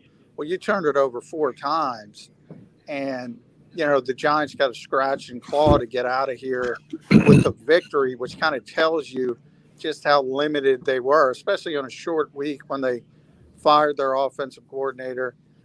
News broke that Dave Gettleman, I shouldn't say broke because everybody knew it's most likely he's not going to be back moving forward. Everything was against the New York Giants in this game, and the Eagles ran for 200 yards again. And they somehow couldn't win a football game. It's pretty amazing, actually. Hey, John. I've gotten word that Miles Sanders was dealing with an ankle issue. Yeah. Did anybody talk about how severe the ankle issue was, and if it was going to cost him to miss another game in the immediate future? Well, he definitely, obviously, late in the game, he tried to come back in. He tweaked his ankle on that big run, and I think everybody was like, "You give it to Miles," and I got a lot of that on Twitter, and then you forget about him. Yeah. They didn't forget about him. He was banged up. You could see him on the sidelines trying to get that ankle loose. And he came back in, I think, for one run, and then he was pretty much out. Mm-hmm. So Nick mentioned it and said he'll have more information tomorrow. But, yeah, clearly they had to go to Boston Scott. They had to go to Kenny Gainwell. And, they were still effective. Kenny was effective as a receiver on that final drive. And Boston was effective running the ball. He got the touchdown, but he had the fumble. I mean, he had broken on that play. And there was some green in front of him. And he just kind of lost focus, and the football came out. And, it was just one of those days, is what Jalen Hurts described. It really was. It was one of those days where nothing was going right, and it looked at the very end they'd be able to pull it out because of the opponent, and then all of a sudden Jalen Rhaegar pops up and drops the football twice. It's pretty amazing. Did you guys get to talk to Rhaegar? Yeah, we did, and like I said, I give Jalen Rhaegar a lot of credit for coming out and speaking after that type of game and after that type of circumstance, because he could use the limitations to his advantage and not want to speak, but he wanted to talk to us. He came out and he took accountability for it and dropping the football. And again, it's good. You give somebody a check mark for that, but we all know, I mean, this game is about you're graded on your productivity. That's it. It's a vicious game in that kind of mentality, because either you produce in this league or you don't produce. And right now, Jalen Rhaegar's not producing, and he had an opportunity to be a hero in this particular game, and he couldn't get it done again. Mm-hmm. A lot of people are putting the loss on Jalen Rhaegar, and my opinion is like, yeah, he should have caught those balls, but it shouldn't have come down to that. This game was just mistake after mistake after bad play. So what we were just discussing is, who does it fall on? And I'm curious to get your opinion on who do you think is, I know you can't just blame one person for a loss like this, but who do you think most of that responsibility falls on? Well, I think most of it falls on Jalen Hurts. I mean, it was certainly his worst game as a thrower, I think, this season. I mean, he was really, really bad in the first 35 minutes of this game or so. And that decision at the end of the half where he threw remember, he had 2 red zone interceptions, not only 2 interceptions, but 2 in the red zone where if you just take the Jake Elliott gimme field goals, you're up 6-3 instead of down 3-0. So from that standpoint, you got to make the right decisions, even if you're playing it a little bit cautious and get out in front of a team that is not equipped to play from behind. Needless to say, you saw that Giants offense. It was as bad as advertised. And the defense certainly held their water. Anytime you give up 13 points on the road in this league, you should win the game. And as I said, +4 turnover margin. And the Eagles had a chance to win it. And the waning seconds, that kind of tells you how bad the Giants are. And I think the Eagles are going to look back at this game and say, man, this one could haunt them. When you talk about making the playoffs, not making the playoffs, this game could be the difference. John, the first interception, I want to go back to that because on the broadcast, Mark Schlereth he alluded to the idea that there might have been pass interference. We never saw a replay of the play. Thanks a lot for that, Fox Sports. But when it came to that particular play, did you get a good angle on it? Can you take us through that first interception? The first one, I heard about the pass interference on social media. I didn't see it live. I certainly didn't get the thought process that it was only an interception because of interference. The thought I got from seeing it live was that Quez and Jalen weren't on the same page, and Jalen expected Quez to come further to the middle of the field, and he sort of stopped his route. I don't know if that was because he thought it was a scramble drill at that point, but I think it was more about those two not being on the same page than anything else. Okay. Hey, John, any explanation for why Goddard wasn't more involved in the game plan, or did they blanket him, or was he just not a part of the equation today? Yeah, they were definitely, especially on third down, they were bracketing Dallas Goedert. That was their game plan. That was the Giants' game plan. It was pretty evident, and in fact, early on, they were trying to take him away. Remember, when you look at this team's offense over the past month, the Eagles, it's been obviously very run heavy, and the only 2 players getting targets were Devontae Smith and Dallas Goedert. So the Giants, Patrick Graham knew that coming in. It was his design to try to take away the comfort of those 2 receivers for Jalen Hurts. I think the Giants did a good job, especially with Goddard. I know Devontae Smith seemed to be upset late when the football wasn't going his way and other receivers were dropping the football. So that's something to keep an eye on. But no doubt the Giants knew those were the Eagles' only competent pass catchers. They tried to take him away. They did take him away. And it was the right decision because the other guys couldn't step up. They just could not step up. I mean, on that note, I know Devontae Smith was apparently frustrated at the end that he wasn't targeted. Did Nick Sirianni address play calling at all as a factor in this loss? Yeah, he was asked. Obviously, it's why aren't you running early every time he passed? Why aren't you running the football? I do think people kind of forget that there's got to be sort of two masters served here. Yeah, you want to win football games. Right. And the easiest way for the Eagles to win football games right now is to run the football because they've run it, as we said, for 200 yards in 4 out of 5 games. And the other one was 170, whatever it was, 170, 180. On the other hand, you want to develop the quarterback. And if you're hiding the quarterback, I've been saying this for weeks, it's not sustainable. I mean, at some point, somebody's going to roll in here with a good defense and say, all right, we're going to put 8 people in the box and just, I don't care what you do running the football. We're going to stop it. And the Eagles have to find out about this quarterback as well for the long term. We it seems like Philadelphia's this week to week. Last week, I was joking to Damo. I said, get ready, get your Hall of Fame, presentation ready, because everybody had Jalen Hurts. Oh, he's the answer. He's the long-term answer. He's it. He's the guy. And now this week you say, he's not the guy. Well, it's a process. And from the Eagles standpoint, they're trying to figure out if he is the guy. And part of being the guy as an NFL quarterback, let's be honest, is throwing the football. I mean, as much success as they have had running the football, I say this and people hate it, and that's fine. It is, the margin of error is so small in this league, in this era, in this environment. If you're just going to say, we're going to run it, we can't pass it.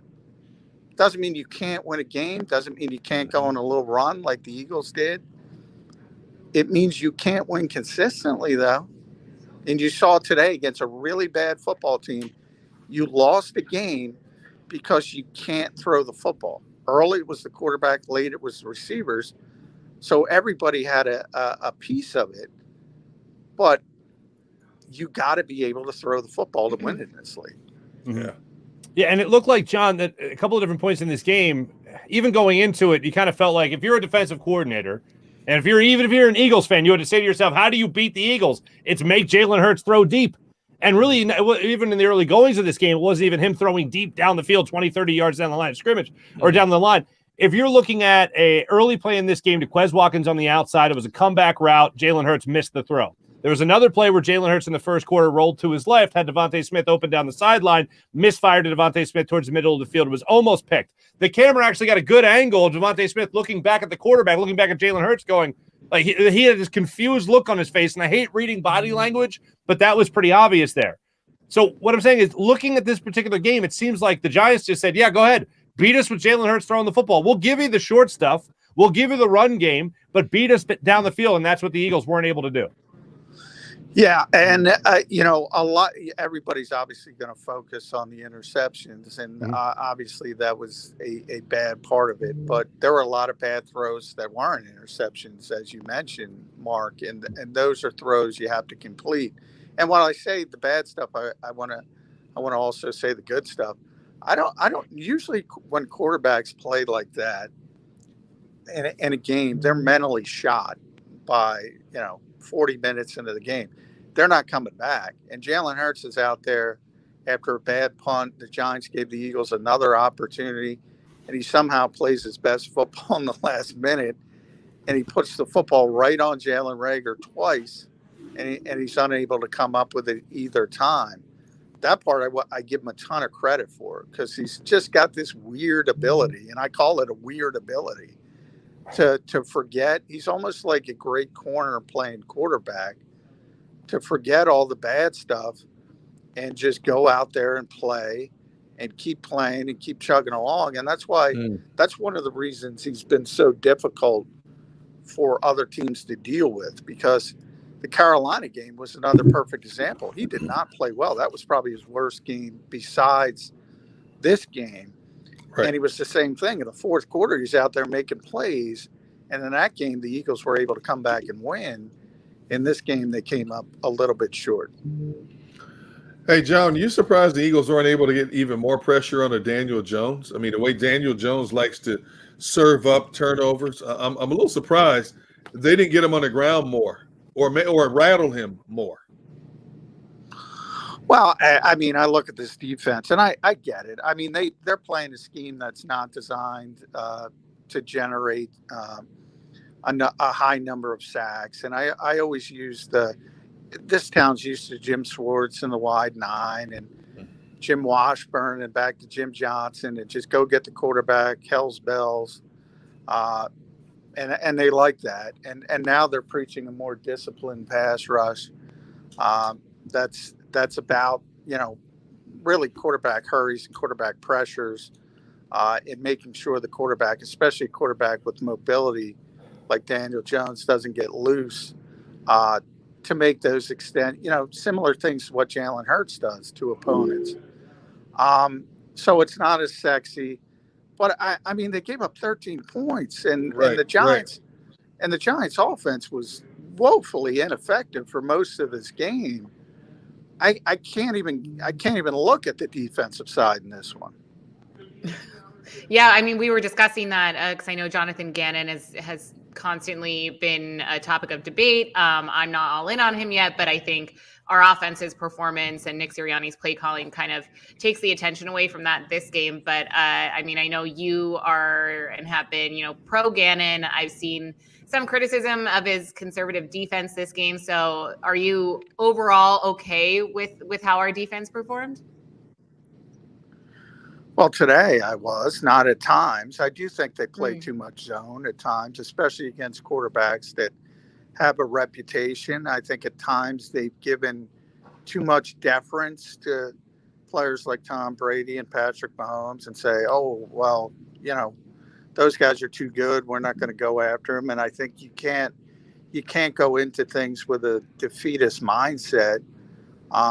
But I don't think they played that way against lesser quarterbacks. Daniel Jones being one of them. Derek Barnett had a really good game. People are not going to want to hear that. He had a really good game. Oh, he did. Today. He did.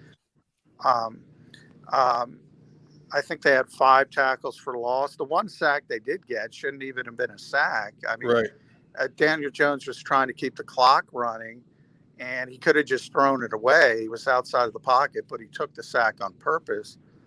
So, I mean, to me, it's not about sacks, because you can look at it. You're not going to look at the context of that, and you're going to say, oh, Javon Hargrave got a sack. Well, is that meaningful, or is it more meaningful for Derek Barnett to kill a drive with a 13-yard tackle for loss, which he did early in the game on a first down? I mean, just killed a drive. So what's more important? To me, it's pretty easy to know one's more important than the other. But again, people will pick up the box score tomorrow and see, well, Hargrave had a sack and Barnett didn't.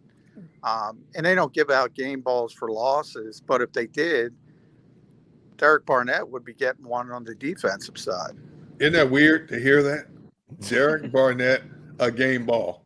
Instead of somebody saying, he already got one, Deacon. He got one in Denver, by the way. I know, but instead of defensive game ball. But instead of somebody saying, take a ball and throw it at Derek Barnett, we're talking about Derek Barnett will get a game ball. Man, it's a bizarre he's actually, and again, I know he's one of those players that I always joke with Jody Mack on Burst 365, because when Jody gives up on a player, he gives up on a player. He just closes the book on them, and they're done. They're dead to him. And Derek Barnett is dead to a lot of Eagles fans. He's been playing really well over the past month. My favorite thing was when he celebrated somebody else's penalty. That was my favorite part. Like, yeah, you bask in that, Derek. Bask in that for just a second.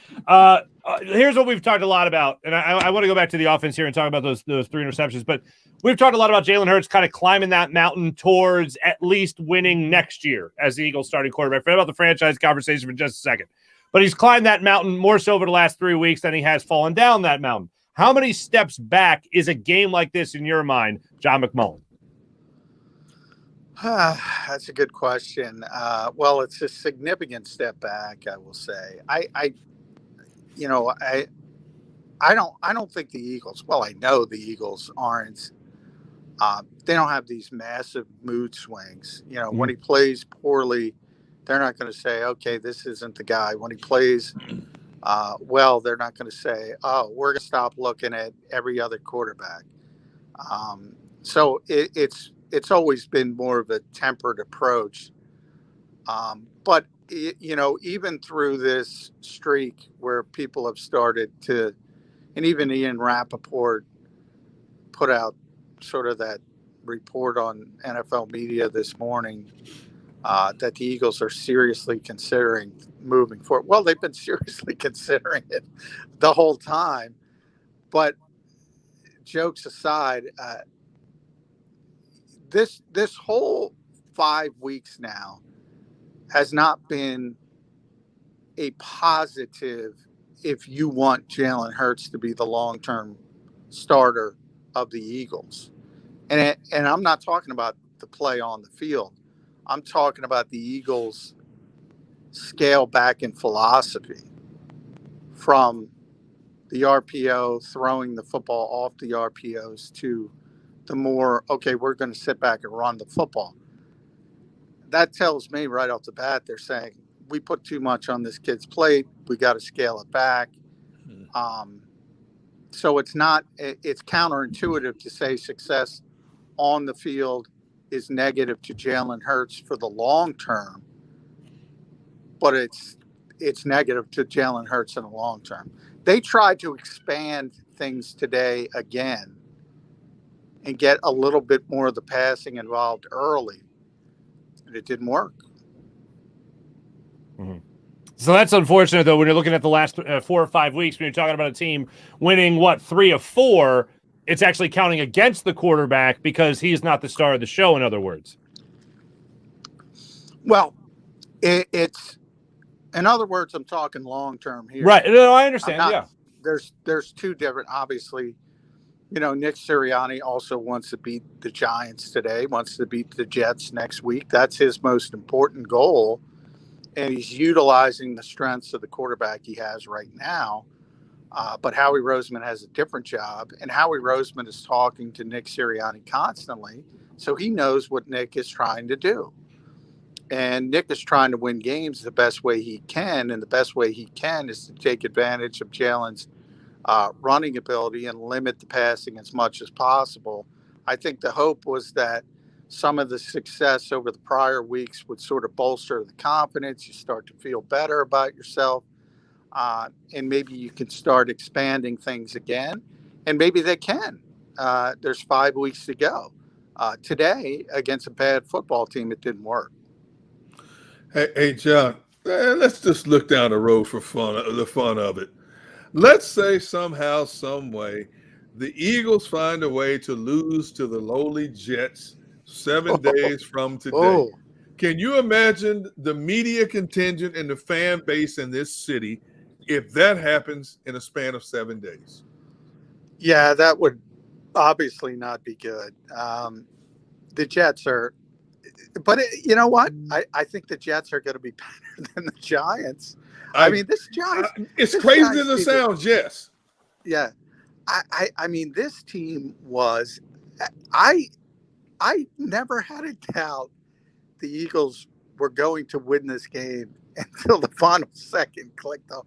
Until the 4th and 10, I thought they were going to win the game.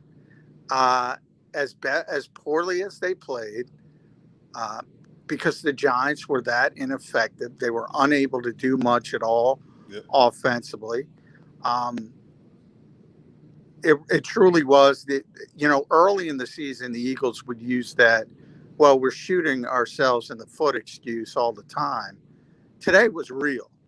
Today it wasn't, we're shooting ourselves in the foot against the Super Bowl champions or the AFC champions who in reality just kicked the you-know-what out of you. They shot themselves in the foot. They lost the game. The Giants didn't win the game. Mm. Well, so I'm curious to get your thoughts, Sean, on if you think that this game was, and you may have just alluded to it, a fluke, and if we can get back to at least our somewhat winning ways. Not that we ever had too many to begin with this season, but or if you think that this is a bad omen and the Eagles are. I'm seeing some comments from our viewers saying the Eagles are going to lose out now for the rest of the season. Do you think it's looking that way? How do they go from winning out to losing out? No, it's Philadelphia. I don't know. Yeah, they're gonna beat the Jets next week. They're gonna beat the Giants coming off the bye. I still think the Washington football team. I guess Washington is first off the bye, then the Giants in the rematch. To me, the 2 games against Washington are the games that will probably decide which one of those teams has a chance to be in the conversation, to be in that 7th playoff spot in the NFC. No, they're not going to lose out. They're going to beat the Jets. They're going to beat the Giants when they come to Lincoln Financial Field. And we'll see how they do against Washington. I don't think this is a playoff team. I never thought this was a playoff team. And I don't think that's surprised people. I don't know if I could take any more optimism saying they're not going to lose out. I really can't after a loss like this. John McMullen reporting live from MetLife Stadium. That's in North Jersey for those people that need to know that, like myself. He is brought to us by Mesa Law and Associates. Need a tough injury lawyer, call Joe Mesa. John McMullen, thank you so much, my friend. Much appreciated. Hey, thank you. Appreciate it. John McMullen joining us right there, giving us all the latest on the Eagles post-game reaction, as well as what we're thinking of Jalen Hurts going forward. And let's just remember this.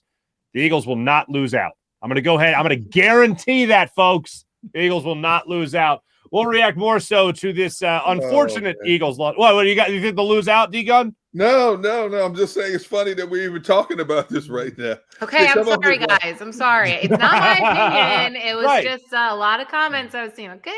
It was floated out there. It was floated out there in the comments. Devin, you talked about it, and you're right to talk about it because that's what the people are saying. It's just up to us to go, all right, let's just pump the brakes on that. They're going to beat the Jets. Right. We're all going to feel a lot better about ourselves, and then they're going to go on with the rest of the NFC East and hopefully be able to handle their business in that regard. Do want to tell you, of course, live post-game show on JAKIB Media YouTube channel as well as 6abc.com is presented by Ocean Casino Resort. Go for the live show. Go for the win. We'll react a little bit more to this Eagles loss coming up in a few. Go for the midnight dares. Go for the memories. Go to get your spin on. Go to get your spa on. Go for the bubbles in your bathtub and in your drink. Go for the stakes and the steak. Go for him. Go for her. Go for the win. Go to Ocean Casino Resort. Book your trip at theoceanac.com. You know you like being right. That's why you should enroll in an Independence Blue Cross plan. It's the health plan chosen by more people than any other. With more doctors and hospitals, more benefits that really rock, more of the coverage you want for the right price, including free doctor visits 24/7. It's a choice you can feel good about. Because when you're right, you're right. And when you've got Independence Blue Cross, you're right where you need to be. Call 1-844-200-2583 today to get an Independence Blue Cross plan.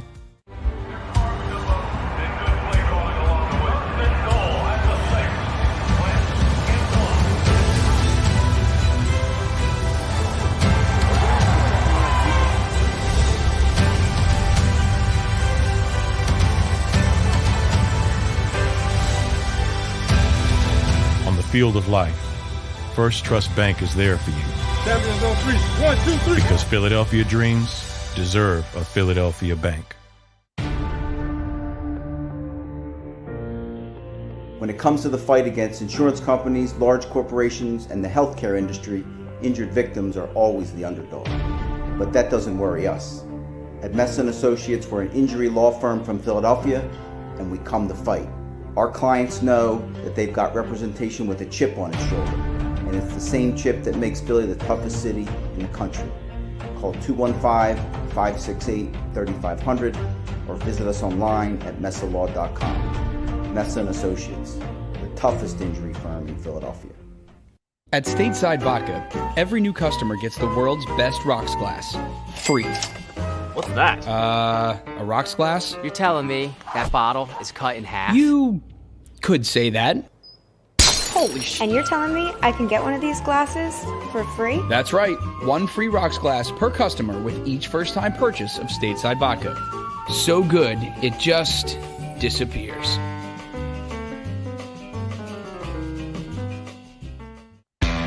Go for the midnight dares. Go for the game.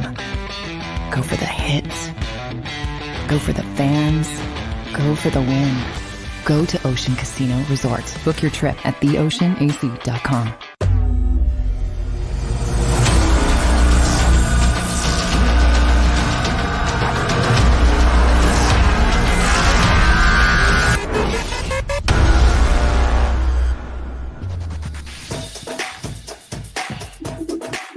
Welcome back, 6abc.com, JAKIB Media YouTube channel, the live post-game show.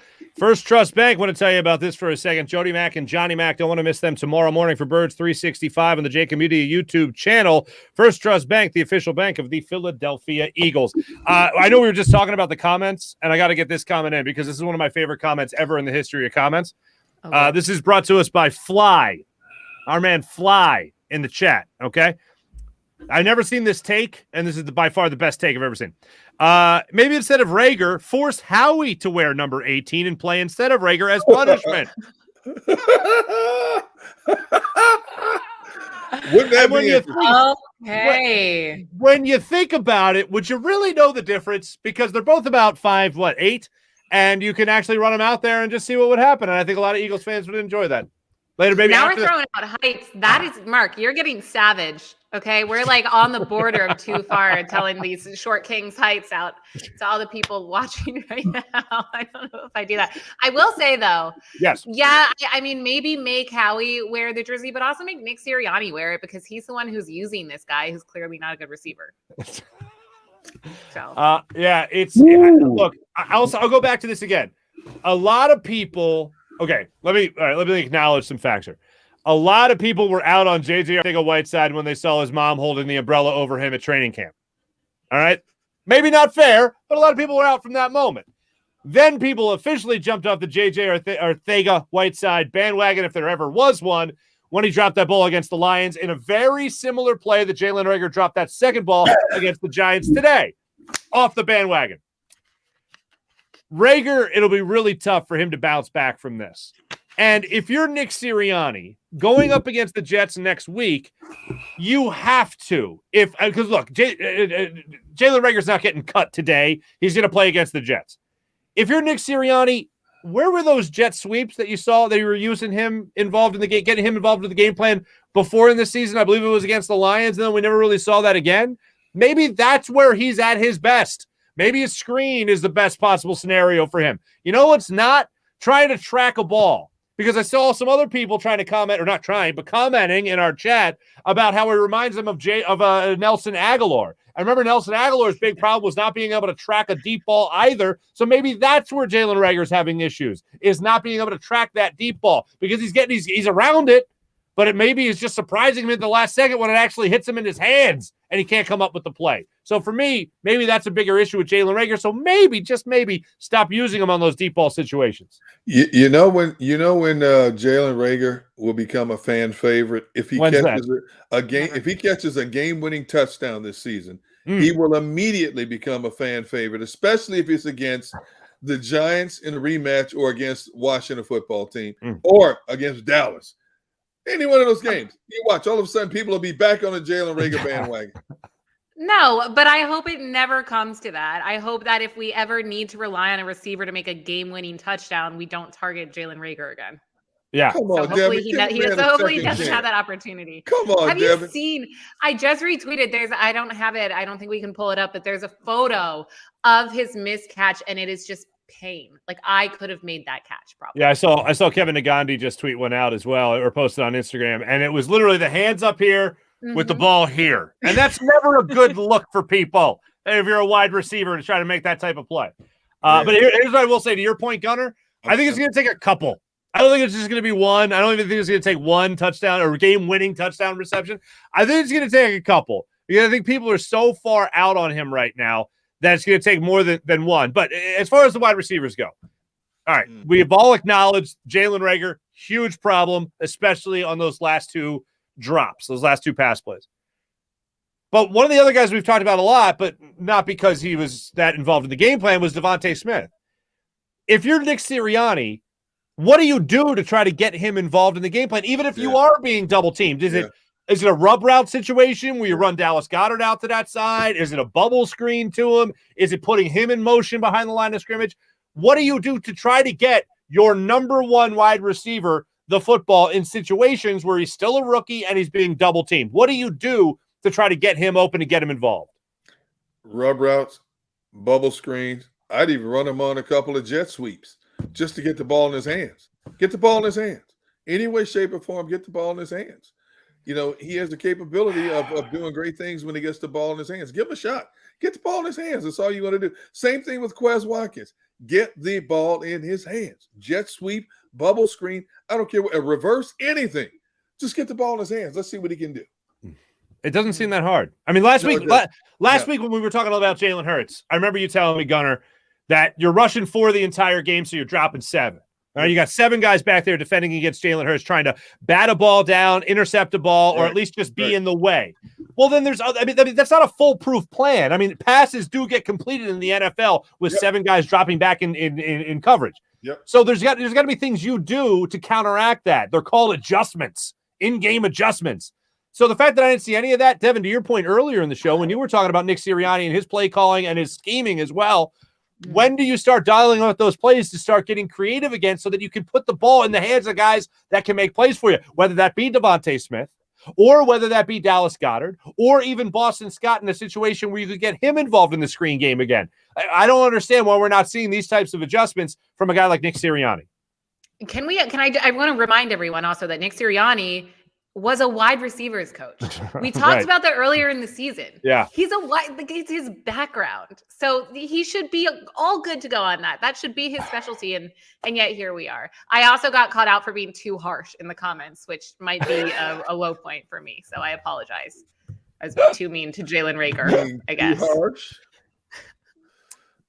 I don't know. It's unfortunate. Devin, Unfortunate. Just be who you are. You know, Yeah, you can't, I guess you I'm can't too please harsh as a everybody. person now. You can't please everybody. Just be who you are.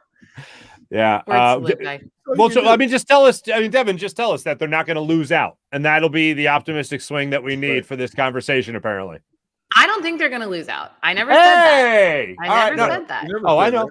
I know. Yeah. I know. It was. I don't think they are. I just think it's funny that people are out there after this game saying, now the Eagles are going to lose out. The sky is falling. Season's Yeah, and over. then I'm too harsh for saying that we should never pass to Exactly. Jalen Rhaegar again. Well, I mean, now that you mention it. What are we, 2 Well, days? What are we, 2 days from December? All right, what are we, 2 days from? Is it the 28th? 2 days from? Okay, all right. So that means that the Eagles will have at least one meaningful game in December, because we next see them a week from today, of course, at New York. So they can basically just sleep at MetLife Stadium and they can stay up there. They got the Jets, then they take their bye week. So hopefully you get a win against the Jets. The Jets have been a get-right team for a lot of teams on the schedule this year, Right. as you would expect. Then they got the bye week, and then at Washington, then they host the Washington football team, then host the Giants, then go to Washington, and then host the Cowboys. So you're still talking about meaningful games in September here, especially if the Cowboys continue to go down a long, dark, windy road, as they may throughout the rest of the season. But all the Eagles can do, play who's in front of them, whether that's running the football more or whether that's passing the football, whatever they have to do to try to win these games. But I would look at this game against the Jets, as I think most people are already looking at it, and most teams have already looked at it. A get-right game. Jalen Hurts, get on the same page as your wide receivers. Jalen Rhaegar, get that bad loss to the Giants out of your mind. Get a couple of catches for you. Dallas Goedert, get him open. Devontae Smith, get a couple of more touchdowns for yourself to get you back into the swing of things. Hopefully, Miles Sanders is not hurt, anything significant. Hopefully, Boston Scott gets that late fumble out of his head as well. Jordan Howard, another week healthier, hopefully. And you can come out in this particular week against the Jets and go into the bye week with a win under your belt. And then you're talking about winning, 4 of your last 6 games going into the bye week? That makes you feel a little bit better about the rest of the season. I will say this, though, and I'm on board with you in this regard. They should beat the Jets next week, but I would also tell you to pump the brakes just a little bit here. Because if you look at the Jets' 3 wins, okay, they beat a Texan team today that shocked a Tennessee team last week. Going to beat them down in Houston. Their 2 other wins have come against the Titans and the Bengals, both at home. They're playing this game in the Meadowlands. So as bad as the Jets are, and they are bad, it could be a lot more competitive game than we're all anticipating. And I do believe the Jets have the capability of standing up to this Eagles team. Not winning the game, maybe, but standing up and making people sweat a little bit. But then again, you look at their 2 wins. The 2 of their 3 wins are quality wins, both coming at home. So just keep that in mind. You're not referencing a moral loss, are you? Like There's I was no referencing such thing as a moral loss. No well, such I know. thing. Well, no, I know there's no such thing as a moral victory, but I believe in moral losses. Like if they beat the Jets by a field goal, that's still going to feel like a loss to me. Yeah. It won't feel like a loss in the standings, will it? No, of course not. But that's There's not no what I'm saying. moral loss. There's no such thing as a moral loss. You get the W or the L. I don't care if the ball ricochets off the goalpost. You pick it off and run it 100 yards the other way. Oh, yeah. The record books only show it's a win. Yeah, but those are actual wins and losses. I'm talking about moral ones. There's no such thing in football as moral wins or moral losses. Stop it. Stop it right now, man. It's how I maintain my own sanity. I'm sorry. Yes, Devin. Yes. What? I'm sorry. I thought you had something on the tip of your tongue there. No, My apologies. All right. When we come back, as we like to do after every single game, we either give a game ball or we take away a game ball. And it's basically what's going to be happening today. And I was saying, very unfortunate loss to the New York Football Giants. I know around this time last week, we were talking about how, they could win out. They could go 5-2, whatever it might be to round out the rest of the season. It's going to be amazing. And unfortunately, we're not in that scenario right now. So we will be as real as we can be coming up in the next couple of minutes here when we either award or take away our game balls. And that's what we're going to be talking about here on live post-game show presented by Ocean Casino Resort. Go for the live show. Go for the win. More live post-game show when we return. Go for the midnight dares. Go for the game. Go for the hits. Go for the fans. Go for the win. Go to Ocean Casino Resort. Book your trip at theoceanac.com. At Stateside Vodka, every new customer gets the world's best rocks glass. Free. What's that? A rocks glass? You're telling me that bottle is cut in half? You could say that. Holy shit. Glasses for cocktails, right? It's for this, this, and that. Is the length of the glass equal to your... You betcha. But is it made out of... Glass? Yeah, okay, but is the rip... Smooth? Will you stop doing... That? I'm the professional here. And you're telling me I can get one of these glasses for free? That's right. One free rocks glass per customer with each first-time purchase of Stateside Vodka. All from the company that's highly awarded. 0 carbs, 0 sugar, and deliciously tasting vodka. So good, it just disappears.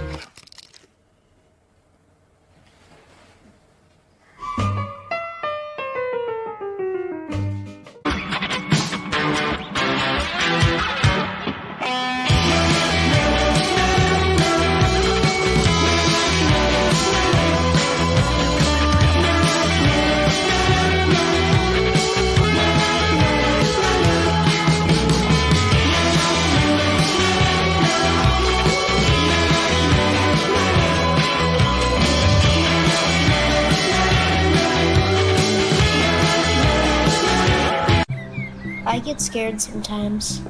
Of a lot of things. Joining in. Decisions. The dark. The dark. But I once heard someone say, But as I always say, it's okay to be afraid. as long as you face the fear. And keep moving forward. Wherever you are in life, count on the name trusted in insurance for over 80 years. Independence Blue Cross. Go for the midnight dares. Go for the memories. Go to get your spin on. Go to get your spa on. Go for the bubbles in your bathtub. And in your drink. Go for the stakes. And the steak. Go for him. Go for her. Go for the win. Go to Ocean Casino Resort. Book your trip at theoceanac.com.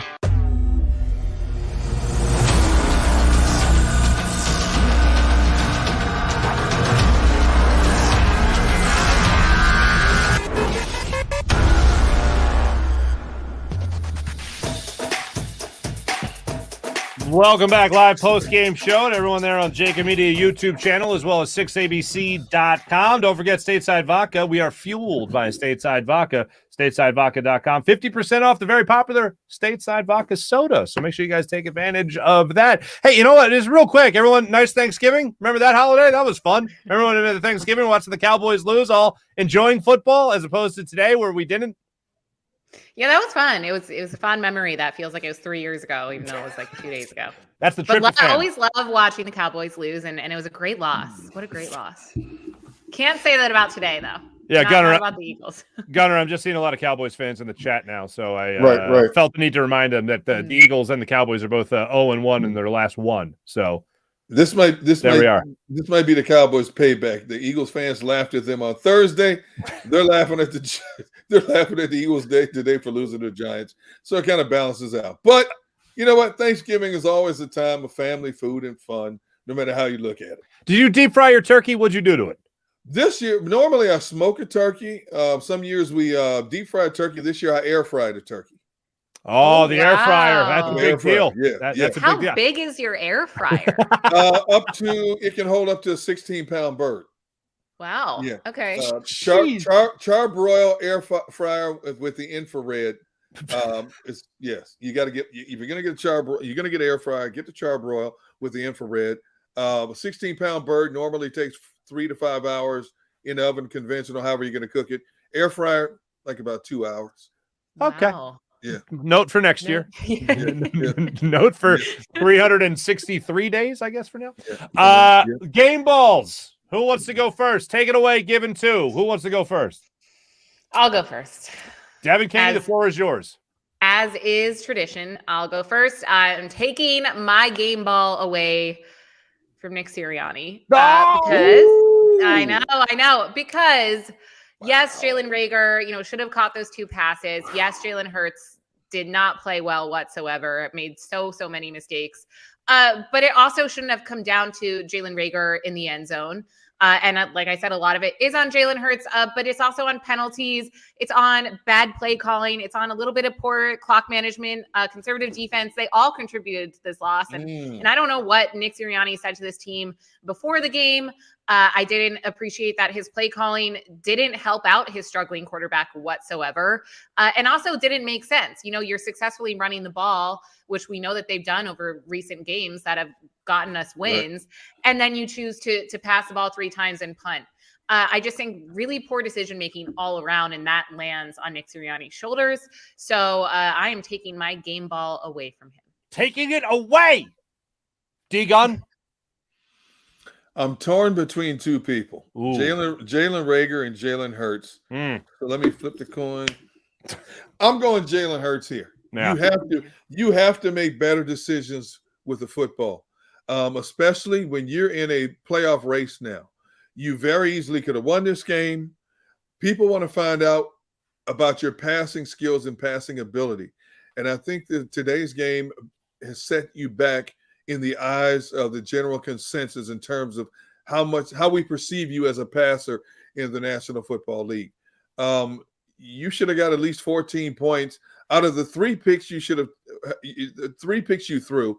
2 of those drives should have resulted in the points. If they had resulted in the points, even if they were 6 points, it's a different ball game. It didn't happen. It didn't happen. So Jalen Hurts, I'm taking the game ball from you. Go get it. Go earn it back. There you go. And hopefully that's what they do against the Jets. You're taking the game ball away from Jalen Hurts. Well, I hate to do this. No, you don't. No, I really do. I really do. And I spend a lot of my time self-loathing. But I will say this. When it comes to Jalen Hurts' game, I really look at no one else other than him. Nick Sirianni did not have a good game, Devin. I absolutely agree with every point you made. Fantastic points made. But when it comes to this particular game, you continue to be evaluated with a lot of pressure on you because it's not just about this particular game or any single game throughout this year. It's evaluating you as to whether or not you could be the franchise guy or even whether or not you could be the guy even just next year, which I was ready to hand to him. But this was the first game in a long time the Eagles said, Jalen, we need you to be more than a runner, and you need to come up big, and he didn't. And I don't want to hear about, he was right there at the end and Jalen Rhaegar dropped those balls. Well, if Jalen Hurts played better earlier in this game, you wouldn't be in the position that you where you needed to rely on Jalen Rhaegar to try to win you a game to begin with. So for me, Jalen Hurts, 3 interceptions, 3 ill-advised throws, 1 not being on the same page as John McMullen told us from the first interception to a bonehead interception that you made in the red zone when you could have just swallowed that and taken the 3 points by throwing that football away, but he did not. And then the other time, the last interception, he bombs it down the field, underthrows Jalen Rhaegar drastically, and it results in his 3rd interception of the game. I've been rooting and had pom-poms for Jalen Hurts all year. This is a game you got to put the pom-poms away and say he was not good enough to win this game. And for the first time in a long time, they looked at him and say, Jalen Hurts, go win us this game with your arm. And he wasn't able to do that against a division rival. So now you're looking at 4 more games in this division where you're going to need him to step up if you even want to have a chance to sniff the playoffs come the end of December.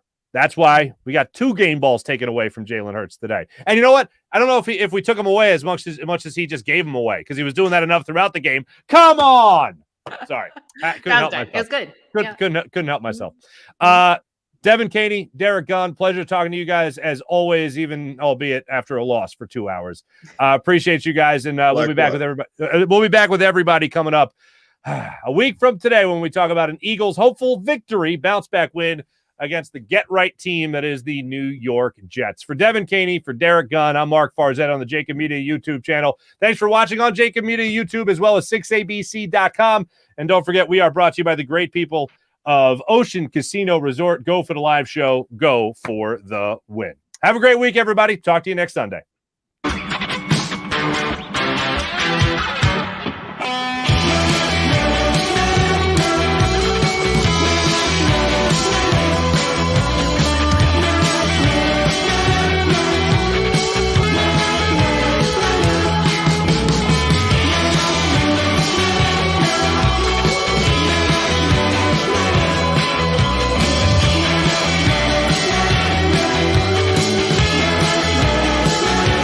At Stateside Vodka, every new customer gets the world's best rocks glass, free.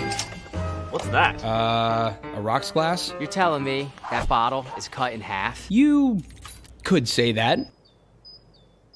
Holy sh! The glass is for cocktails, right? It's for this, and that. Is the length of the glass equal to your... You betcha. But is it made out of... Glass? Okay, but is the rim... Smooth? Will you stop doing... That? I'm the professional here. And you're telling me I can get one of these glasses for free? That's right. 1 free rocks glass per customer with each first-time purchase of Stateside Vodka. All from the company that's highly awarded. 0 carbs, 0 sugar, and deliciously tasting vodka. So good, it just... disappears.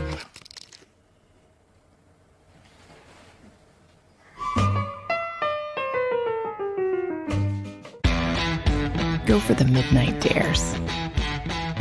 Go for the memories. Go for the view that goes on forever. Go for the bubbles in your bathtub and in your drink. Go to bed whenever you want. Or don't. Go for him. Go for her. Go for the win. Go to Ocean Casino Resort. Book your trip at theoceanac.com. When it comes to the fight against insurance companies, large corporations, and the healthcare industry, injured victims are always the underdog. But that doesn't worry us. At Messa & Associates, we're an injury law firm from Philadelphia, and we come to fight. Our clients know that they've got representation with a chip on its shoulder, and it's the same chip that makes Philly the toughest city in the country. Call 215-568-3500 or visit us online at messalaw.com. Messa & Associates, the toughest injury firm in Philadelphia. Go for the midnight dares. Go for the game. Go for the hits. Go for the fans. Go for the win. Go to Ocean Casino Resort. Book your trip at theoceanac.com.